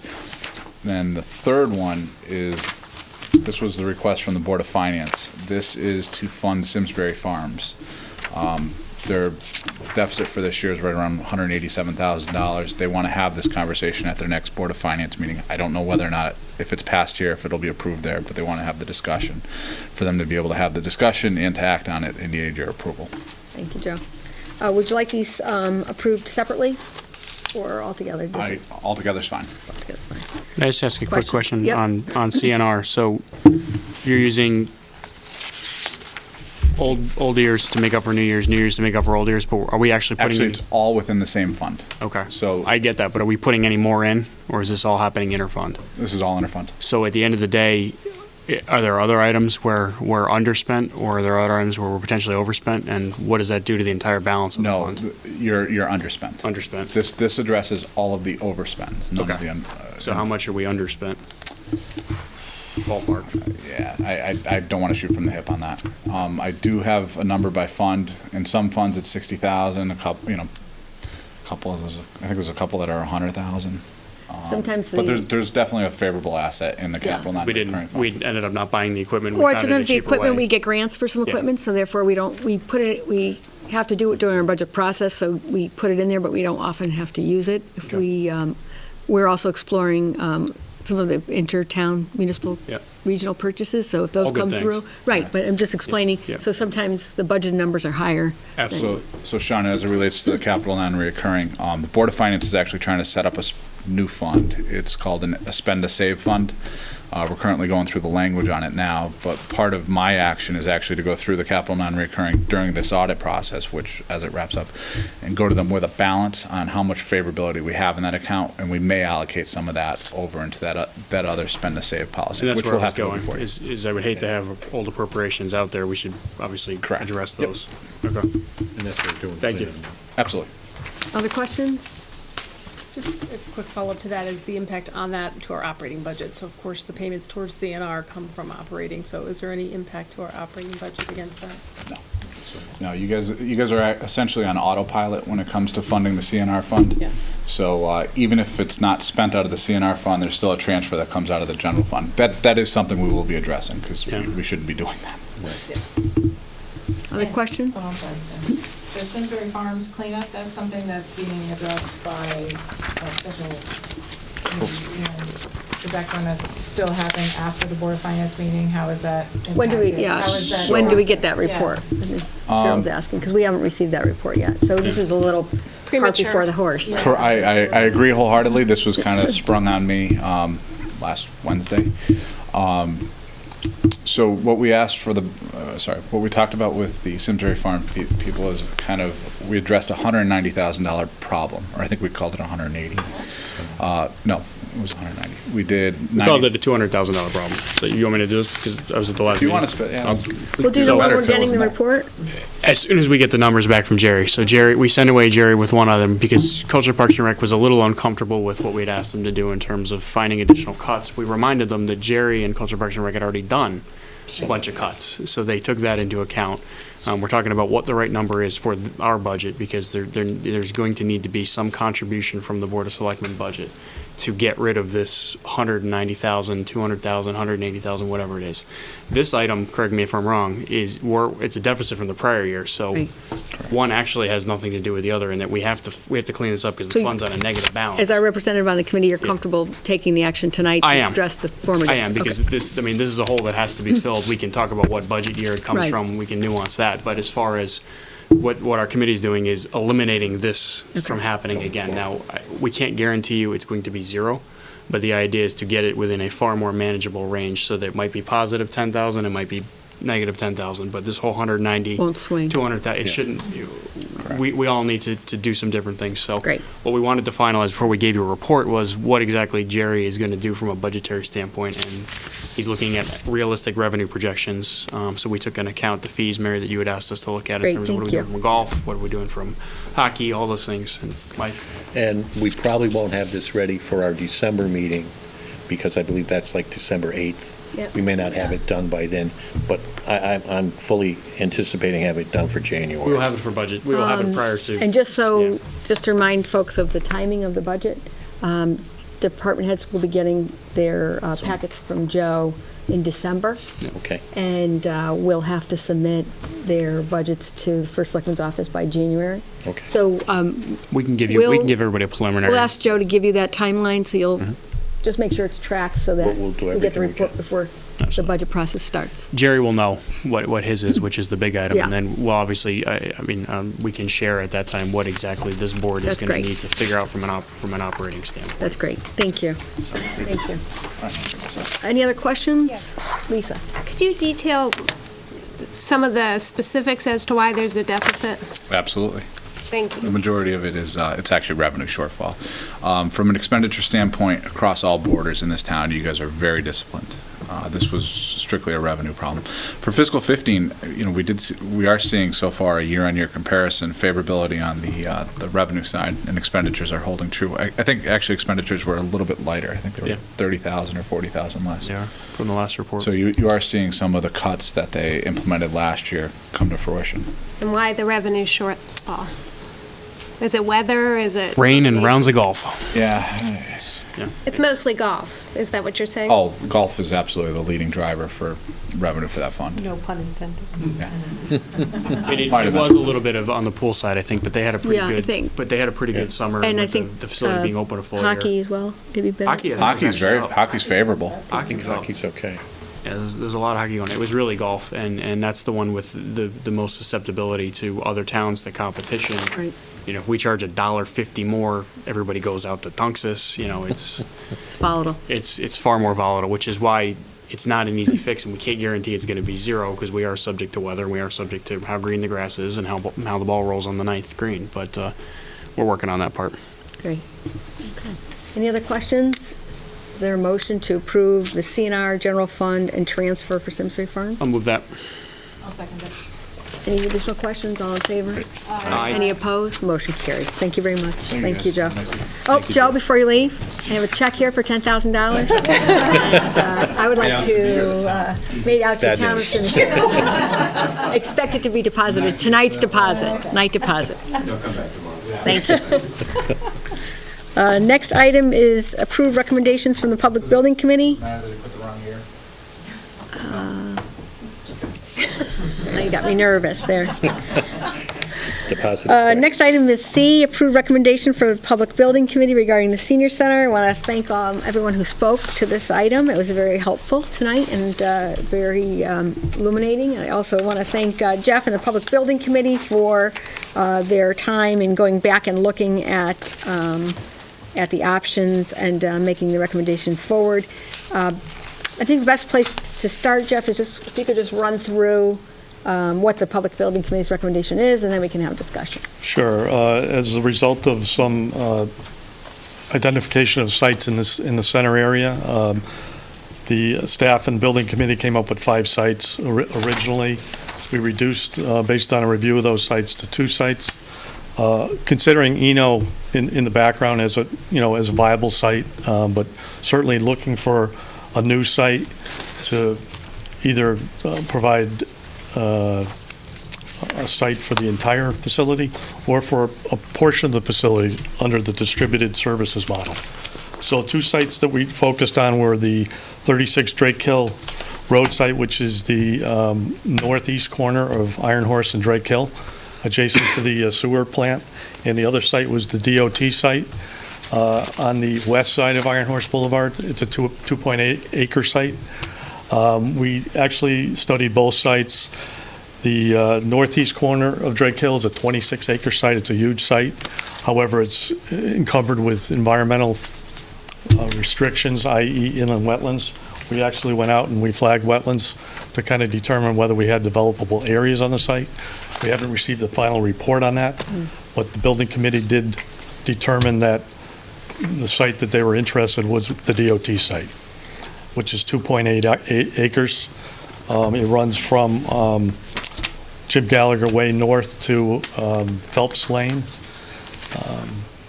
The site was originally requested or authorized to be sold to the town of Simsbury under a public act. DOT valued the site based on economic development occurring on the site. The sales price was determined to be $800,000 based on 2 independent appraisals.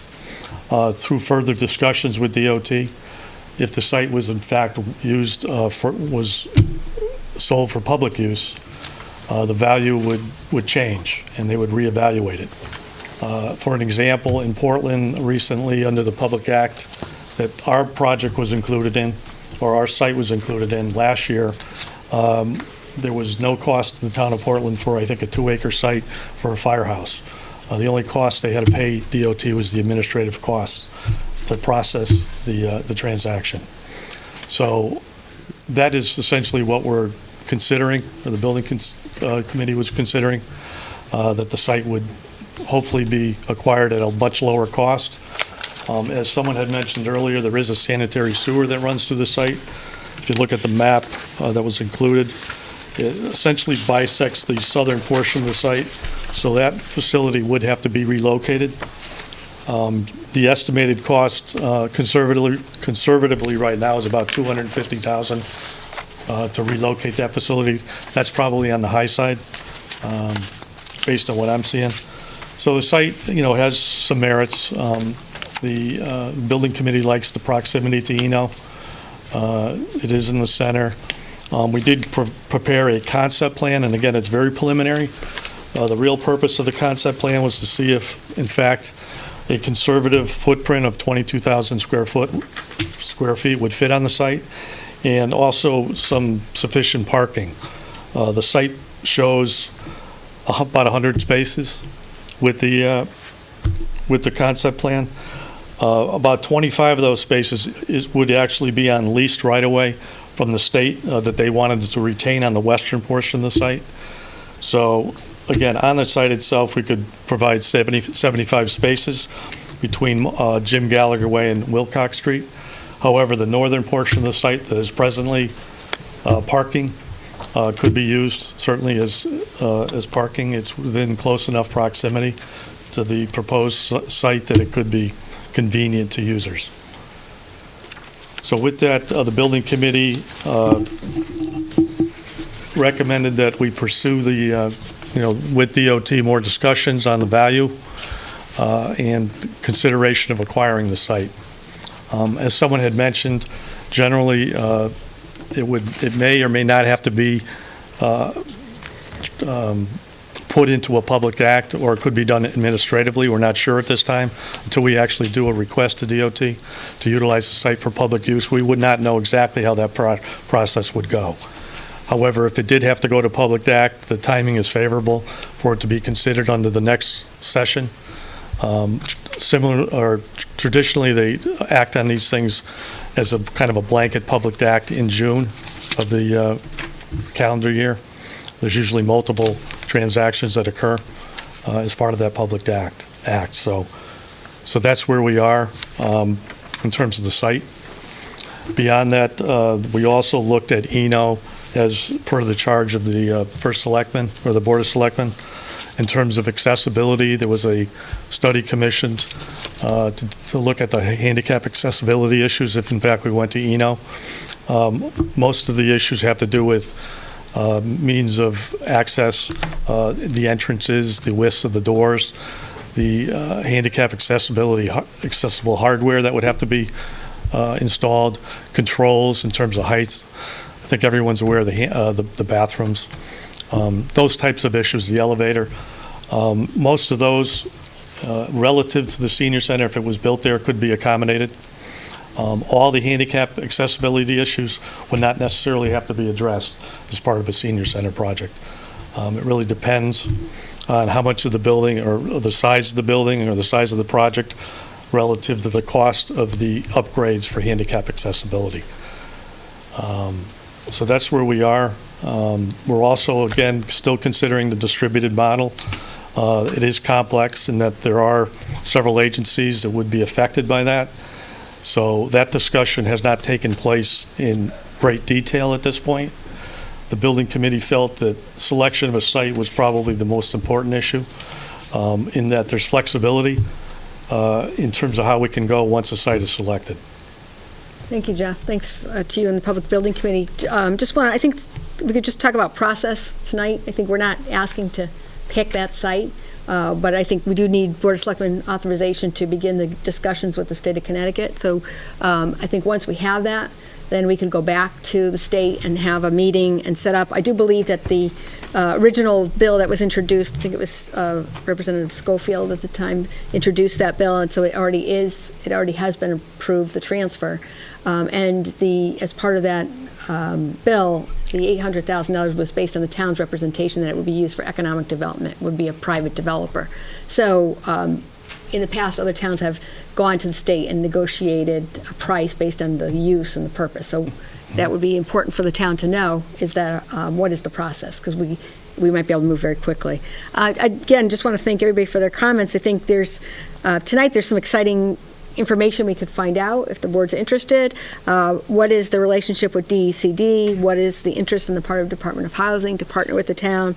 How does this site fit with the charrette? I think there was a lot of discussion about how the town could take a look at that. How could the site be used for public-private partnerships? And I think the last point that was made was that distributed model, are there some things that could be done to Eno or to the Performing Arts Center that would not require us to build a 22,000 square foot new construction?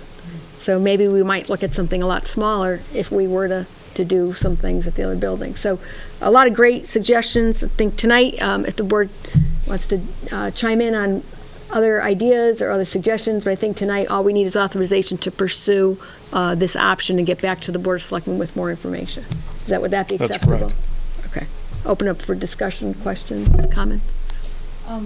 Sure. If a private developer wanted to step into this mix, does the town have to purchase it first, and then we would negotiate with the developer? And that's one of the things that we could outline for as part of the process. So there would be a couple different, if the town would purchase it and use it for municipal purpose, then there probably would be no cost to the town. And it would be similar to the Portland model, where the town could get the land for free and develop it as municipal function.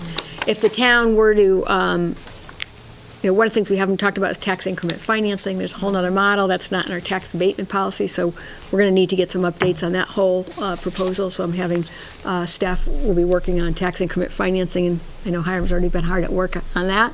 But we could put an RFP out that the town would like to have a private developer with certain parameters of number of square feet. But again, that would change the cost of the purchase. We set up in the original legislation, the town set up the legislation that we never intended to purchase it and then sell it to a developer. Our intention was always to go out to RFP and have a developer come in, and that $800,000 would be part of the purchase price. Yeah. We would just be a facilitator, and it was very creative, and the state of Connecticut thought it was a great idea, and so we got the legislation passed without having any further ideas other than that. So it was just a creative economic development stimulus because we had this great charrette, and we wanted to implement it, and we didn't own the land. So we had to come up with some creative ideas to try to bring development in. So I'm glad the Public Building Committee took a look at this before we did go out to RFP and did something with this land that would maybe be inconsistent with what we might want to be doing now. So sounds like there's a lot of exciting information that we need to get back to if the board's interested in this site. Lisa.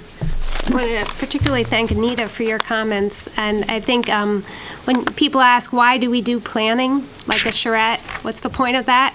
This is precisely the point, because if Anita and I both and Mary went back and looked at the charrette and the document, and there's a building right there that would be the size of the senior center with housing above it. It recommended something else on the bottom floors. But if you use your planning documents, you can come up with creative solutions. I love the idea of a public-private partnership and would like to explore further that possibility. So we have the possibility of all municipally owned, all economic business-owned or a partnership, what would that mean for the DOT? The question I had for this board and for Mary is the process going forward. I want to thank the building committee for help with the site proposal, but once we switch from site proposal to development, we know that the charrette, the whole purpose of the charrette was the form, and what does it look like? So we might want to bring in design architects, landscape architects, as well as seniors.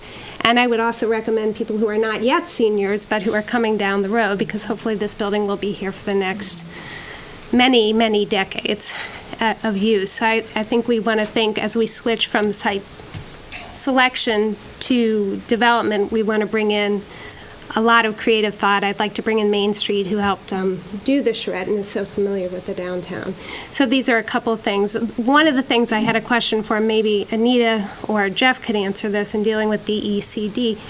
Do you recommend that we hire a consultant? Because we're looking at public-private partnerships and developments, and we don't really have a lot of expertise in that in town, because we don't do that very often. And it's very creative, and it's very 19th century, which I think is exactly a great opportunity, as Jackson said, and Anita, to explore. I think we need to, but do we need to hire a consultant at this point to help us explore, to work with the different state and probably national organizations that could help fund and support this? I know DECD is offering a pilot program that this sounds perfect for, but do we need a consultant? So I'd open that to the board, to Mary, to the experts in the field on this. No, I think that's a good point, Lisa. I think that first step would be to find out what the DOT, State of Connecticut DOT process is for acquisition, and then put a blueprint together as to how each of those options could move forward, and then the board could have discussion as to how serious we are for that site and next steps. Sure. Yeah. There is another possibility, too. We could consult with the Connecticut Innovations, the CII, Connecticut Innovations, Inc., maybe, they are also they're a private-public partnership themselves, and might have some guidance for us as to what direction we could go in. The charrette itself, I think if you have any of the documents saved, the PDF that was presented by Lee Einsweiler at the very end, that was his conclusion. One of his suggestions at the very end was that there be a pilot project of a public-private partnership, and to get the ball rolling on some of this development. This is it. This is exactly what he was talking about. And the fact that it is in one of the very most prime locations that he chose from the charrette, because it is on Wilcox Street, which is, it's on Iron Horse Boulevard, which is the second most important street in the downtown. And Wilcox Street, he chose as being the major retail shopfront street. So there should be a wall of buildings on both sides of Wilcox. So unless we build this building up to the sidewalk, we're leaving, it's like having a mouthful of teeth but missing some teeth at the end. We've got to create that solid, that solid approach. And if we're giving the example for what we want in the future, we have to follow our own rules. The fact that the building that is in the packet does not follow our own zoning, I think is quite shocking. I think we have to indicate that we should do what we want other people to do in our own town. The idea that's presented early on here, which is not being discussed at this point, but is being presented. Thank you. Mary, can I just make... Sure, Sean. Because I'm a big fan of subcommittees all of a sudden. This is, I don't know why, but this has kind of been bouncing around for years, longer than most of us have been on this board, I think. And I think the Public Building Commission has done a great job. Lisa, all your suggestions are just right in terms of landscape architects, all that thing. But I think there's a piece missing in terms of a group of folks, perhaps two of us, a Board of Finance member, a public building member, and whoever the heck else we want to put on there, to kind of take all these great ideas kick them around, steer them around, and get that information and bring it back to this board far more Yeah, I think- ready-made than we've kind of been for the last few years. Well, we did have a subcommittee, I know, so but but anyway, I think that it's important that the process come back to the Board of Selectmen, and then we can talk about who will be on a subcommittee. Yeah. I think it's a good suggestion, you know what Sean. I mean? I It's just, it's hard tonight, to do it. It's hard to do it here. It is, my and I point. think it's great. I think, but I think, why don't we put together some ideas of who should be represented? Because I think Lisa's suggestion about millennials and seniors and a mix would be important. So Absolutely. if the board's comfortable moving forward tonight, referring it to, allowing the town to have discussions about the process and reporting it back, and then when we have it back to us, we can formulate a subcommittee. Yeah.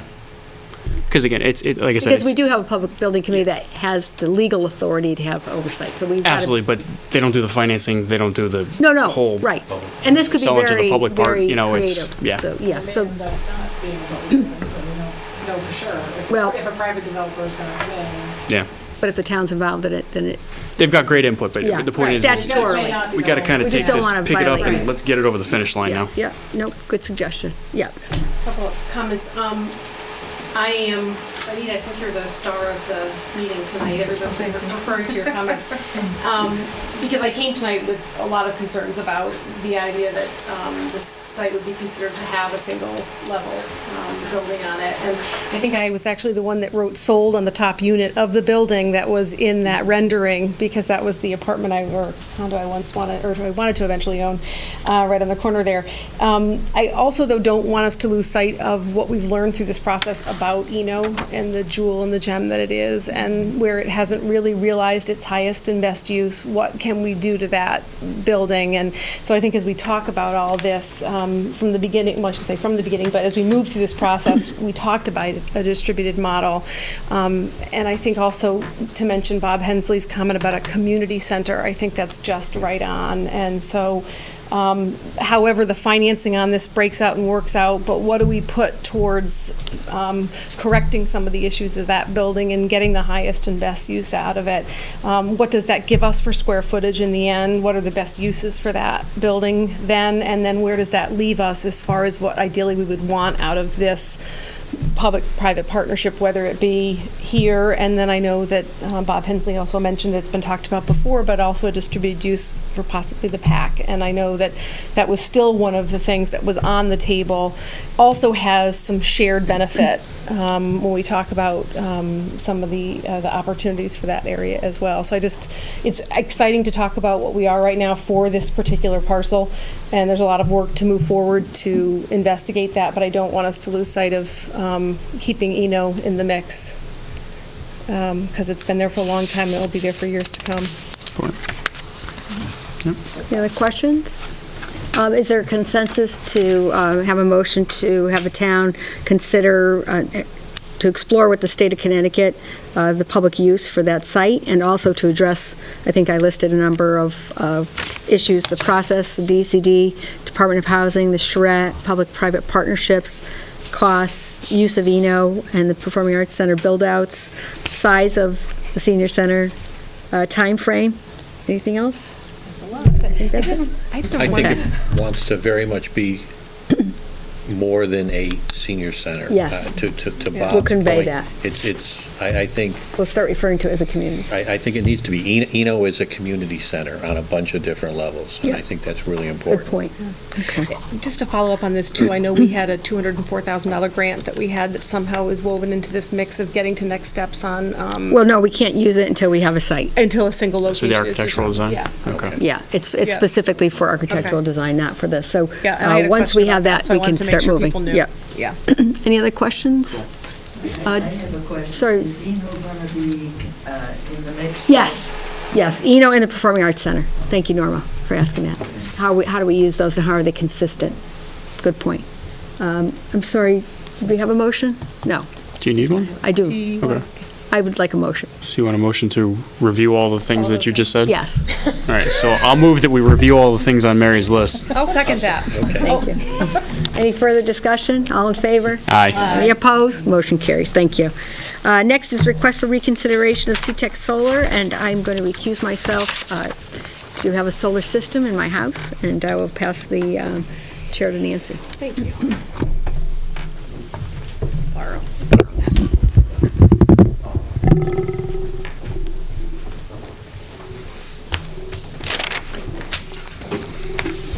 Welcome. Oh. How are you? I thought we would start out, I know Mr. Toro is here. He wrote a letter to the board for reconsideration, and so I thought we would allow you the opportunity to walk through that. And then if the board had any questions for you, and then we ourselves would talk amongst ourselves after that for any comments the board wants to make. Sure, sure. Well, as you stated, I sent a letter trying to explain how I thought we got to this point. I am here representing, although I am the owner of SeaTech Solar, I'm actually here representing an LLC that was formed to offer the skating center an opportunity to go green, save money over a 20-year period with no money out of pocket. So I'm here as the manager for that. SeaTech Solar was the engineering, procurement, and contractor for that project, but we do not. I think the best way for me to get my points across is maybe to discuss my letter to you. There was a meeting to abate, a request to abate the initial, the first time this came up. It was my fault, and I apologize to the board that we have to do this again. I was misunderstood the process, and I was not here for the last meeting. And when we first discussed this with the town, because it is town-owned property, and managed by an organization, the skating center, we discussed the project as a whole, and everybody was in full support. And when we decided to go forward with it, it was under that notion that the town was, and I think the town is in support of it, and still is. But it was my misunderstanding or issue that with the legislation that's in place and has recently changed, but was in place to allow for these types of projects to be abated, I was under the impression that it would be.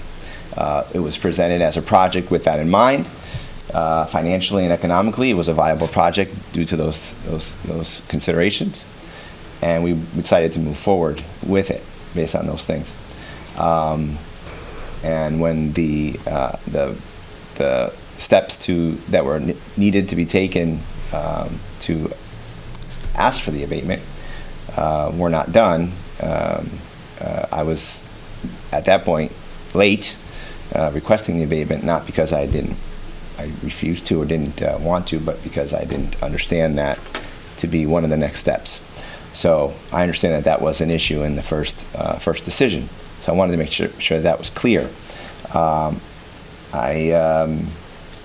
think that this project as a whole is a tremendous community project. I think that is, as I stated, it's on a state or a town-owned property that is run and I think considered an icon in our town. Our residents, which I happen to be a Simsbury resident myself, use it and look at it that way.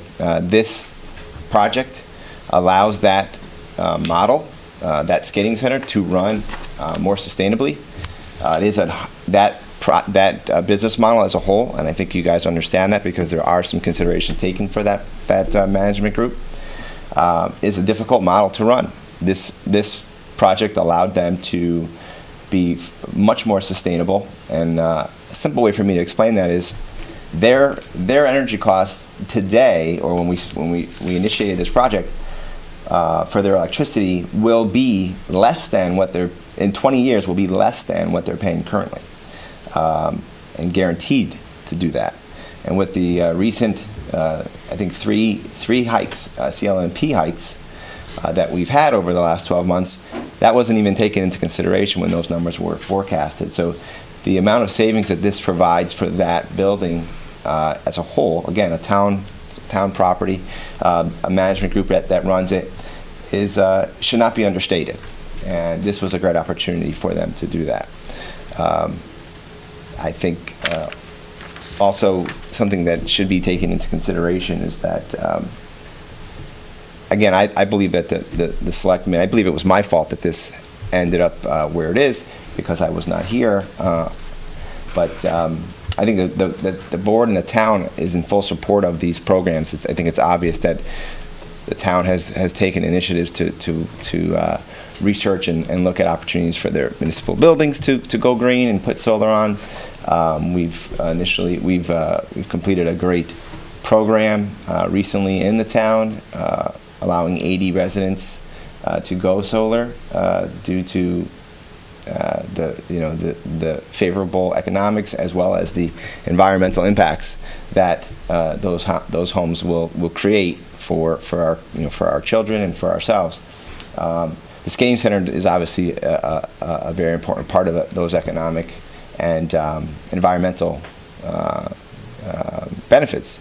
That project in itself will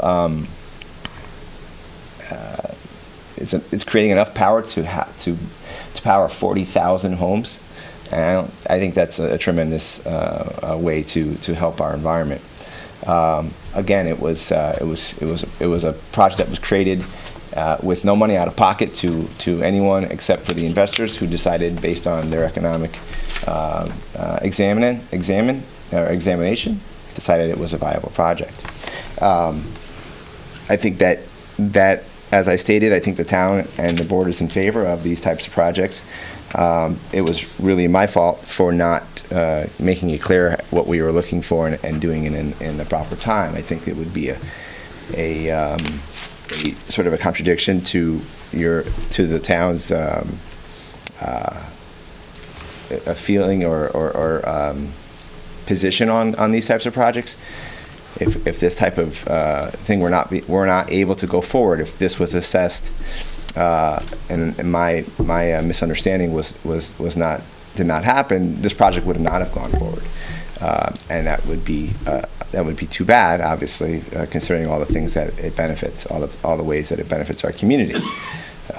If it doesn't, if there aren't some measures taken and a discussion about the property tax on the building or on the property, there is a chance that it would have to be taken down. It's too large of an expense for the project, and it just was not part of the considerations for the economics of it. Obviously, I don't want that. I don't think anybody does, but it is a reality. I think another really important fact and point that needs to be made is when the legislation was passed in 2011, it was given towns the option to take an abatement on these types of projects. It was done because the state wanted more projects like this done, and I don't know of any towns that I don't know that there aren't, but I don't know of any that had decided that they should tax these types of projects. What I do know also is we went live with this project on November 18th of 2013. During that time, there were already legislation in place, and it was approved in January of 2014 that these types of projects, which was 43 days later, that these types of projects are automatically exempt. So I think that has to be taken into consideration as well, because it seems a little unfair, to me at least, that a project like this that was done hypothetically down the road, 43 days later would automatically be exempt, and yet this one is not. It's a matter of law, and I understand that, but it does seem a little unfair that happened. In fact, there are some projects in the town that have gone up since then, and they are obviously exempt.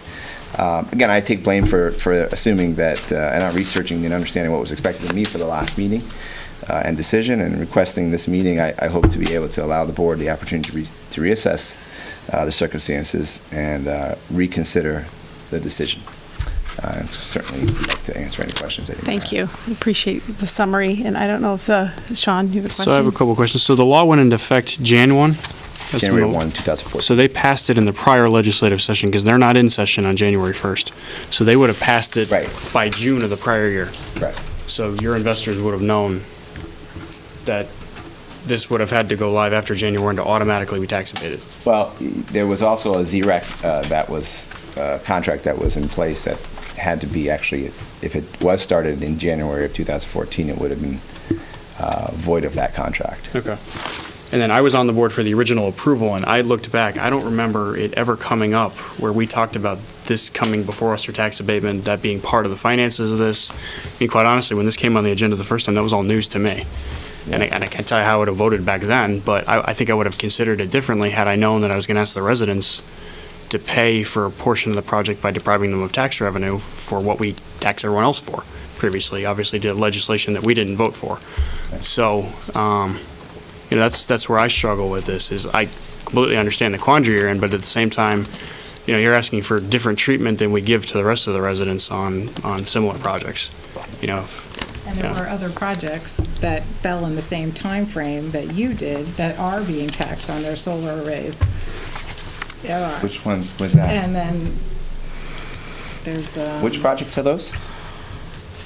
Nancy. I hadn't Do you done anything remember in this? Simsbury that. What was the other solar project that came in and said the. I think we asked a question of the town attorney on other projects that have been done. Oh, he that mentioned there was one other, I believe. Yeah. One or two. I don't know if CTEC did it, but somebody did. I don't know that you did it. Well, That I you- don't. You might not have installed it, but. There was another solar project, yeah. At least one, maybe two others. And Yeah. in fairness to them, you know, you were on the agenda twice for this, not just once, and declined to appear before us either time. Well, State there was your case. one other time, right? I think. We met twice on This it. is the third time. We did meet twice on it. And just to clarify, during our first discussion, we asked the town attorney, because we said if there's other projects in town that were done prior to this legislation,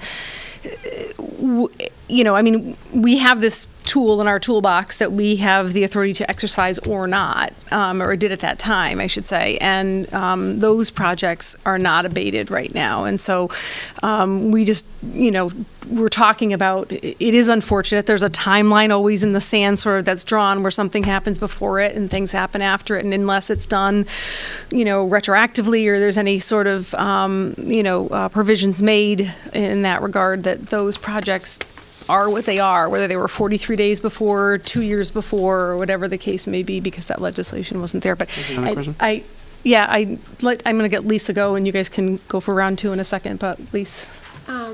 Thank you for coming today. When we had the discussion last time, I abstained because I didn't feel like I had adequate information. I felt it should have been referred to our Business Development Committee, as we do with other abatements. I want to thank you for your information. I think abatements for these kinds of projects are outstanding, and I'm glad that the state is offering them. I wish the state would make towns whole in doing that instead of asking. That's the town- problem. We eat it. Well, but having said that, as I understood it, you could remove the panels this week, reinstall them next week, and you would be eligible for the abatement. And if we're talking about a business-friendly, we could make him do that. You could do that, you could go through the expense, and you could put them right back on and you'd be eligible, is that correct?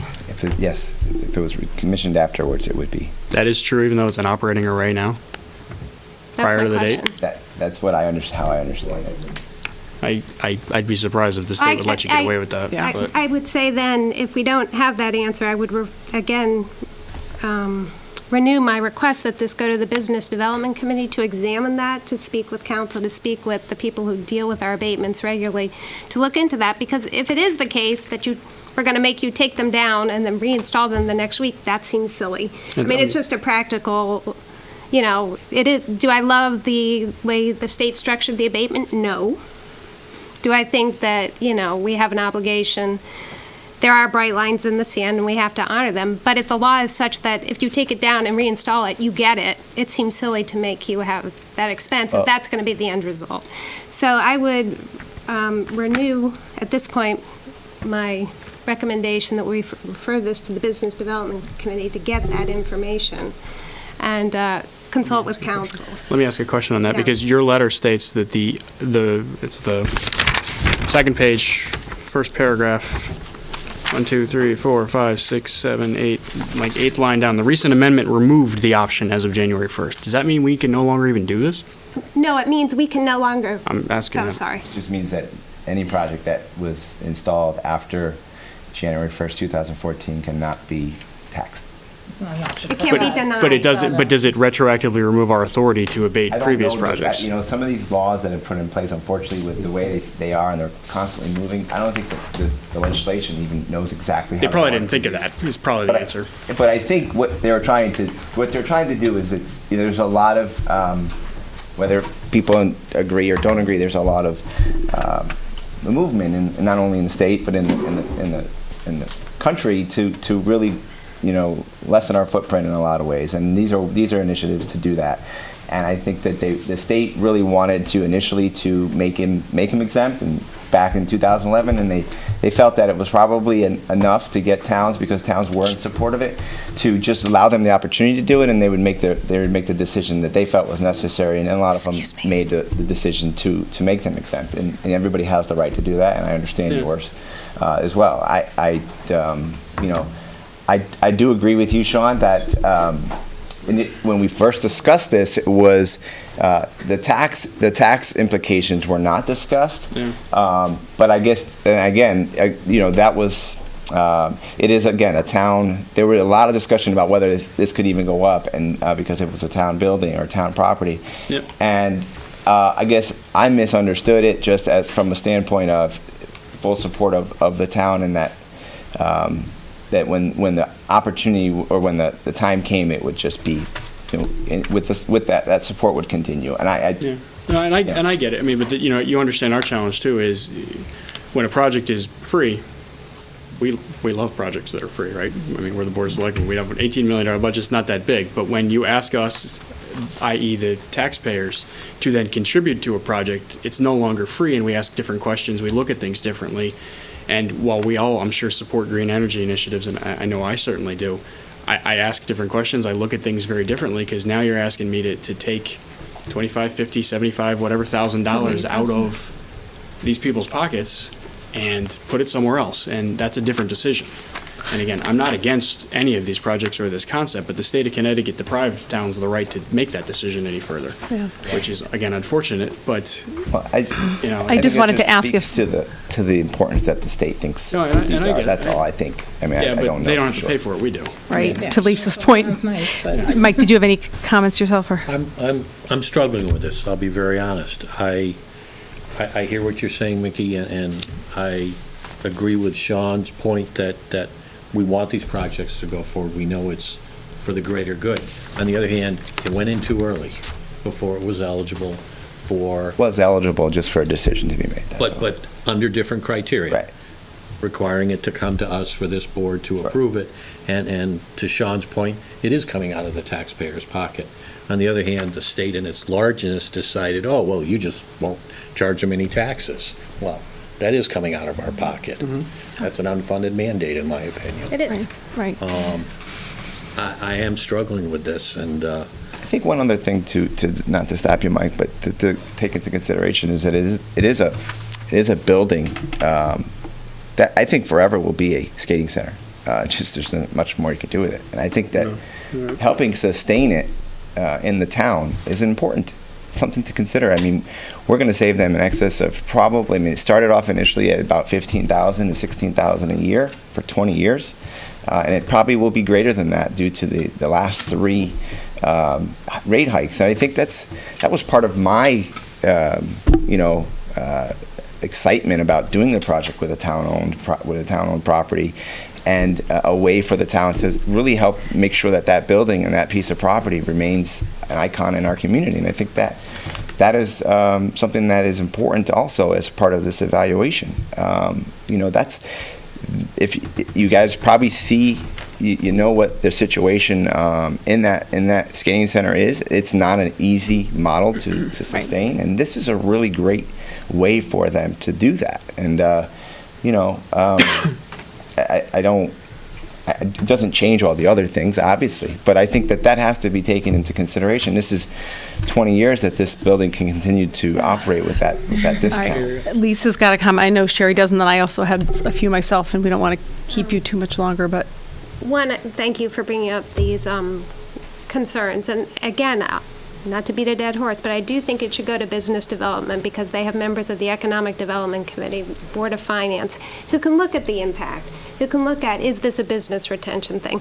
But at the end of the day, I do think we need our lawyer to look at it, and if you can take it down and put it up the next day and get the rebate, does it make sense in a business-friendly community to require them to do something that they can get? And I want to examine that too, because I'm not sure that that would be what I do know is that I may have to take it down, and if I can't put it back up, then that's something that I have to deal with. But I think we need that information as part of our decision-making process. But I'm disappointed that we don't have it. I would assume that that would have been available. Well, and my comment, which was the same when you brought this up before, and that is, as part of the whole tax abatement infrastructure program process that we ever had, we as a board never refer things to that committee. You as a private citizen, go to them. You go to them. You can go to them. And that was one of the things we talked about. And actually right now, part of the tax abatement and business incentive program we're working on right now is to reinstate the infrastructure program. This may qualify under something like that. It won't abate your taxes under that particular program, but it would, go towards a bit of the costs to install something like that. So there's we can't. I mean, you can go there without our permission. Exactly. And coming back to us with whatever decision they make, yes, we have that final authority. And recently we just had one that same thing. The financing and the business structure of the project was assumed that it would be abated, and you can't. And I was at the same meeting Sean was when you came in and presented, and I looked back to all of that, and the whole premise of that discussion was around extending the lease so that it matched the program that you guys, there was never a discussion about abatement. And at that time, it would have been a critical decision that we made to move forward with that. And even in the language at the end of this, it talked about, solid financing and the work that would be done to install and uninstall in the building and making sure that all of that was a safe and financially solid process. And so certainly, I know at that point, as you said, were remiss in talking about tax abatement, but as much as we knew, we made a decision on that part. So my personal comments is just to say, I don't think, and I don't want the public or you to misunderstand that any decision we make or the decision we made was not about a supporting of solar energy in our town. I think there's a lot of residents, and we as a community are very supportive of that. We're just left with an extremely difficult decision, and I think we labored over it for our 2 meetings about that. I think that it was, I think it just goes to, as you were talking about analyzing on the merits of the project, that's what we did when you came to us, and so I just really wanted to make sure that folks knew that, each time this has been before us, we have fully understood exactly what's going on. I appreciate you coming tonight. I don't feel like, frankly, I learned more than I did already know when we made this decision the past couple of times, and that doesn't make it any easier or not to move forward in reconsideration of this. But I think Cheryl had something. Well, I just wanted to address the fairness issue again, and it's not that we're trying to be unfair to you. We're trying to be fair to everybody else who relies on our decisions and deadlines and all of that. And what you're asking us to do is now benefit a group of investors, as you said. Well, one of them is the building owner, the management. Right, but this is not a town asset. This is something that your group owns on a lease arrangement with the town. So, the connection to the town is not direct by any means. Yes, it supports the skating center by helping them save money, but that's a financial arrangement that you entered into with the skating center and not, the town, other than the lease extension. But so for all those other private businesses that, installed solar or, relied on us for an abatement policy, I just think. To your point, and at least I hear what you're saying, I don't think we have enough to reconsider this evening, but I also don't want to send you out of here, have a lawyer come back and say if he takes it off the building and puts it back on, it's done and good, because that's a silly business decision. Short of that, it is. So again, my point is I don't think we have enough to reconsider tonight, but if somebody comes back and tells us that, that potentially is enough information to reconsider. But to me, there's nothing on the table tonight that educates us any further than we were. And again, I wasn't here at the meeting, but I would have supported the action that was taken that night. And at least I understand where you're going with the Business Development Committee, but he doesn't need our referral to go there. He can go there.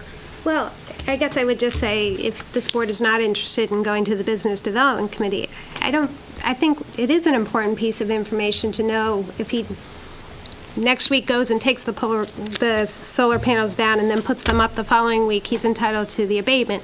It is crazy, in my mind, to make a local business do that if that's what he has to do. I think we all agree with that. So I guess I would ask to reconsider to get, not on the decision, but to ask this board to recommend that we get an opinion from council as to whether that's true or not. Because I don't think that's our job to do. We're not making him do That's that. not our job to These do. are two private parties who are going to enter Yeah, into an agreement. I can do it, Lisa, and I appreciate your position, and I can certainly do that. And the if same way that you is- came back and you felt like tonight you were sharing more information with us, if you decide, go to an attorney, find that out, go to the Business Development Committee, see what they say, that will come before us. So, And then everybody gets educated, it gets fully considered, and then yeah. I think another thing that I wanted to make sure that we could discuss, I thought we should at least discuss, is I know that there are some towns that have done pilot type programs where there might be a number that's agreed upon that is a tax for a project like this for a period of time to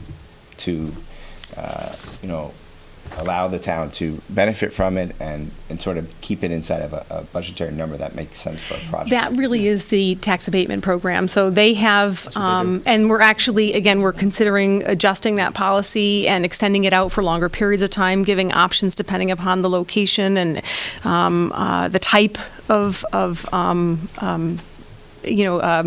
tax improvements to the grand lists that are made and jobs that are created. So there's a lot of different criteria that group goes through to make that very decision. And so I would absolutely encourage you to go before that board.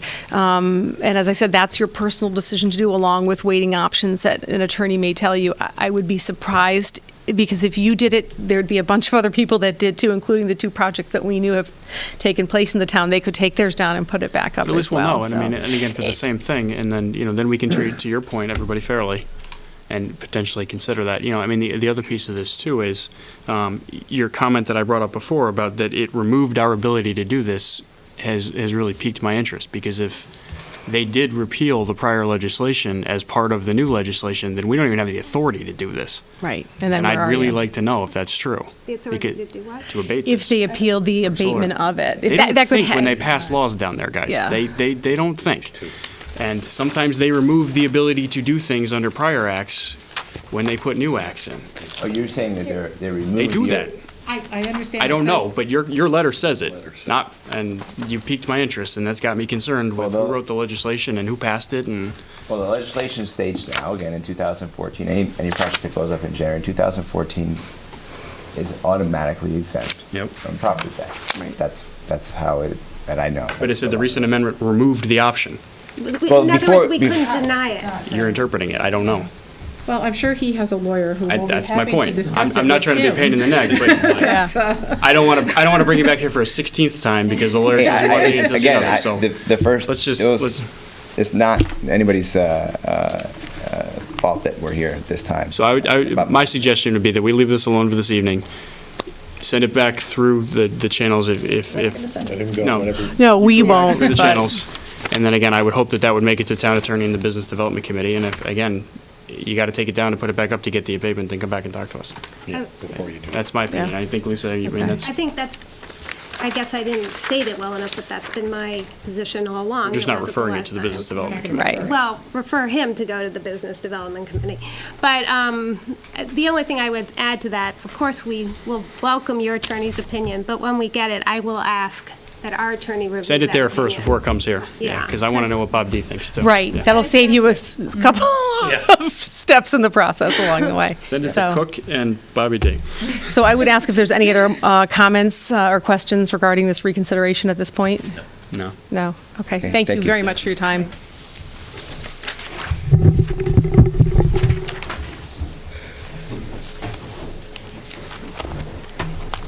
See, Lisa, I do listen to you. Thank you. Once in a while. I do listen to you. We listen. More than I just don't like giving tax dollars away unless somebody makes me do it. I appreciate that. I absolutely appreciate that. I mean, it's But not- you also don't want to make someone do something stupid. I agree with you. That's silly, and if that, and I hadn't thought of that. That would be really. Lisa, you're absolutely right. I I hadn't don't want other people to do that. I hadn't thought of that before we came in I here. don't want anybody So to. I appreciate your comments.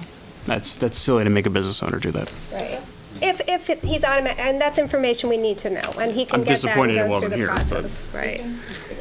Okay. Yep. Mary's gone home. She's smarter than the rest of us. This is a long night. You want to see how Ed, quick? you're still here. Before she gets back here, I move that we limit presentations to 5 minutes and no more than 2 presentations per meeting. I just put a motion on the table there. Seconded for We did not discussion. amend the agenda, to be fair. That was not a legal motion. Ignore it.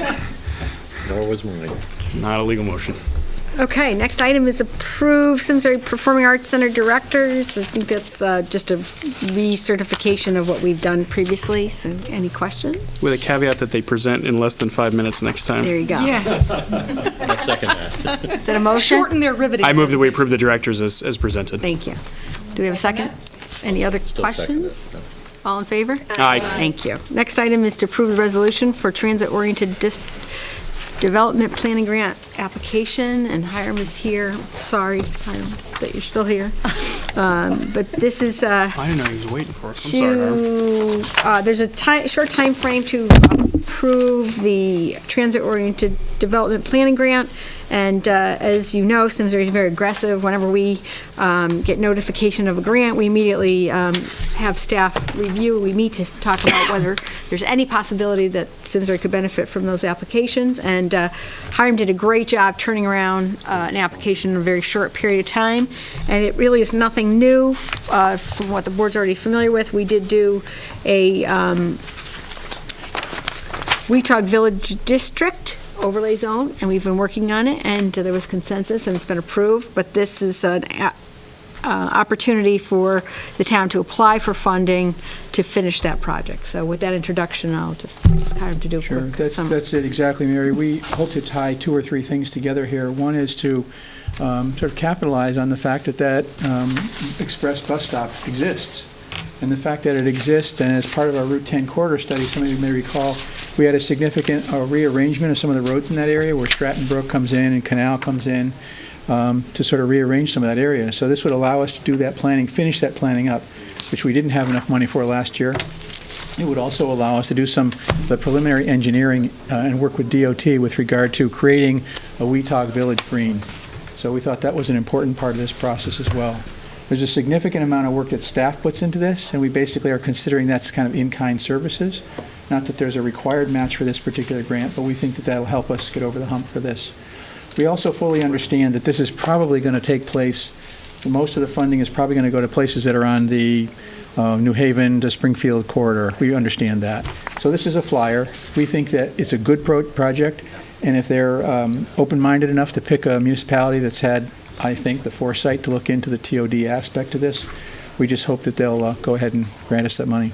Thanks, Hiram. And thanks for your innovation and creativity. I mean, if we hadn't done all this planning, we wouldn't even be eligible for the grant. So I'm glad you put us in a good position to look for additional funding. Thank you. Any questions? Is there a match? There's none, no match. No, you just said there was. I know, I always like to ask anyway. We do need to read the resolution I was going into to the say, I'm going to record. do the deed because I haven't had to do it in a while, so give everyone a break here. So I'll make the motion, resolve that Simsbury Board of Selectmen, 1, authorizes submission of the Weetog Village District TOD Overlay Zone Grant Application in accordance with the Transit-Oriented Development TOD Planning Grant Program Request for applications, and 2, authorizes the individual serving as first selectman or their successor to sign the grant application and to sign any other documents associated with administering the grant if awarded, including any amendments thereto. Such grant application is attached to and made part of this record. Do we have a second? Second. Any other questions? All in favor? Aye. Aye. Any opposed? Motion carries. Thank you, Hiram. Thanks, Hiram. Have a good day off. Next item is to approve a request for a proposal for the 2015 Small Cities Grant application. This would be for the Housing Authority and the town to work together to fill out the application and do a request for proposal to secure a firm to provide technical expertise for the 2015 Small Cities Community Development Program application. There's no cost to do this. This would only incur costs should the town receive the Small Cities Grant application. Any questions? We did fill out this application, so we did not get the funding, I'm sorry to report. But we'll be ready next time. And we're in a much better position to apply next time. This is very competitive funding, and it's a very important program, as you know, and towns are very grateful to get this because it does make a significant difference. And I want to thank Ed LaMontagne for bringing this forward and working with the town. And this is a very worthwhile and important project, and we're pleased to support you in this effort. Any questions? And you made some changes in the application from last time, or? Going forward. We will. We haven't yet. Lisa? Mary, just to confirm, the consultant doesn't get paid unless we get the grant. Correct. So there's no No cost. Okay. Thank you. Any other questions? Could I have a motion? I'll move that. Nope, I don't think I, nope. Don't like a motion. Nope. I'll second But we it. need a motion to put out an RFP. Yes, I'll make that motion. Do you And I'll have a second it. All in favor? Aye. Any opposed? Motion carries. Thanks, Ed. Next item is to accept the resignation of Lou D'Onofrio as a regular member of the Economic Development Commission Task Force with our thanks. I will make that motion with our thanks. Second. All in favor? Aye. Thank you. Any update on tax abatement policy? Yes, I did say to Hiram I would make that update. We have met with Main Street Partnership, and they will be submitting some good comments at the meeting. They'll be submitting those in writing to Hiram. And where tomorrow is a holiday, and Government Affairs is meeting for the Chamber, we'll be meeting with them in December. Solidifying the task force meeting for, I believe it's going to be November 20th for folks on that committee to chime in. And then I should also say we're going to be in front of the Economic Development Commission on Thursday morning, and Hiram will be there to make that presentation. And we're also welcoming comments from the public. And so we're making some progress. And do you know when you get an update on the task force itself? With the It's dates been about of, a year. With the dates of, the task force Yes, itself? the task force itself. Yeah, we could work on that, and I'd be Great. happy to bring something back before Thank the you. board. Regular meeting minutes of October 27th. Do we have a motion to approve? Move that. Do we have a second? Second. Any comments, corrections, changes?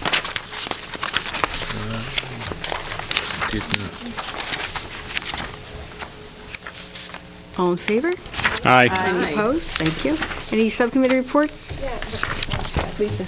A couple things. One, I want to congratulate St. Francis, which just opened up an urgent care facility in the Stop and Shop in Simsbury. It's part of a larger project across the state to make care more accessible, and we appreciate that, Mary. I know you gave great comments. Appreciate. You get a flu shot and milk and banana. eggs. And a banana. And I wanted, I Ed's didn't know you were left. doing I that. was going to thank Ed for hosting a wonderful Veterans Luncheon today at the Housing Authority. What a great job they did. For those who have a chance, it may be worth looking at the last Board of Education meeting. They gave a report on a PICO study, which is an international evaluation of how, usually it's about how countries do when compared against each other, and you see Singapore up there, all the math things. And when you look at the United States, we're a little lower. But when you look at Simsbury, guess what? We're right at the top. We're some of the most competitive schools. So congratulations to our educators in Simsbury. The wonderful thing about this test is they don't just test your highest students, they test a broad swath of students, and the school does not get to pick who is tested. So it is a really true representation of how the school system is doing, and I want to congratulate Board of Ed, our administrators, teachers, parents, and students on that, because it is a tremendous achievement, and congratulations. Great. Is there any other business? A motion to adjourn? Move that. Does the board want to amend the agenda to allow further audit discussion? Just one sentence. Just start talking while we say adjourned. I need a motion to amend. We already moved to, I can read them, Joan. I can read them. I'll put it on the. Yeah, I mean, I read yours the last time. I appreciate that. We do read them. I'm sorry, can I have a motion? I move to adjourn. Okay. Second.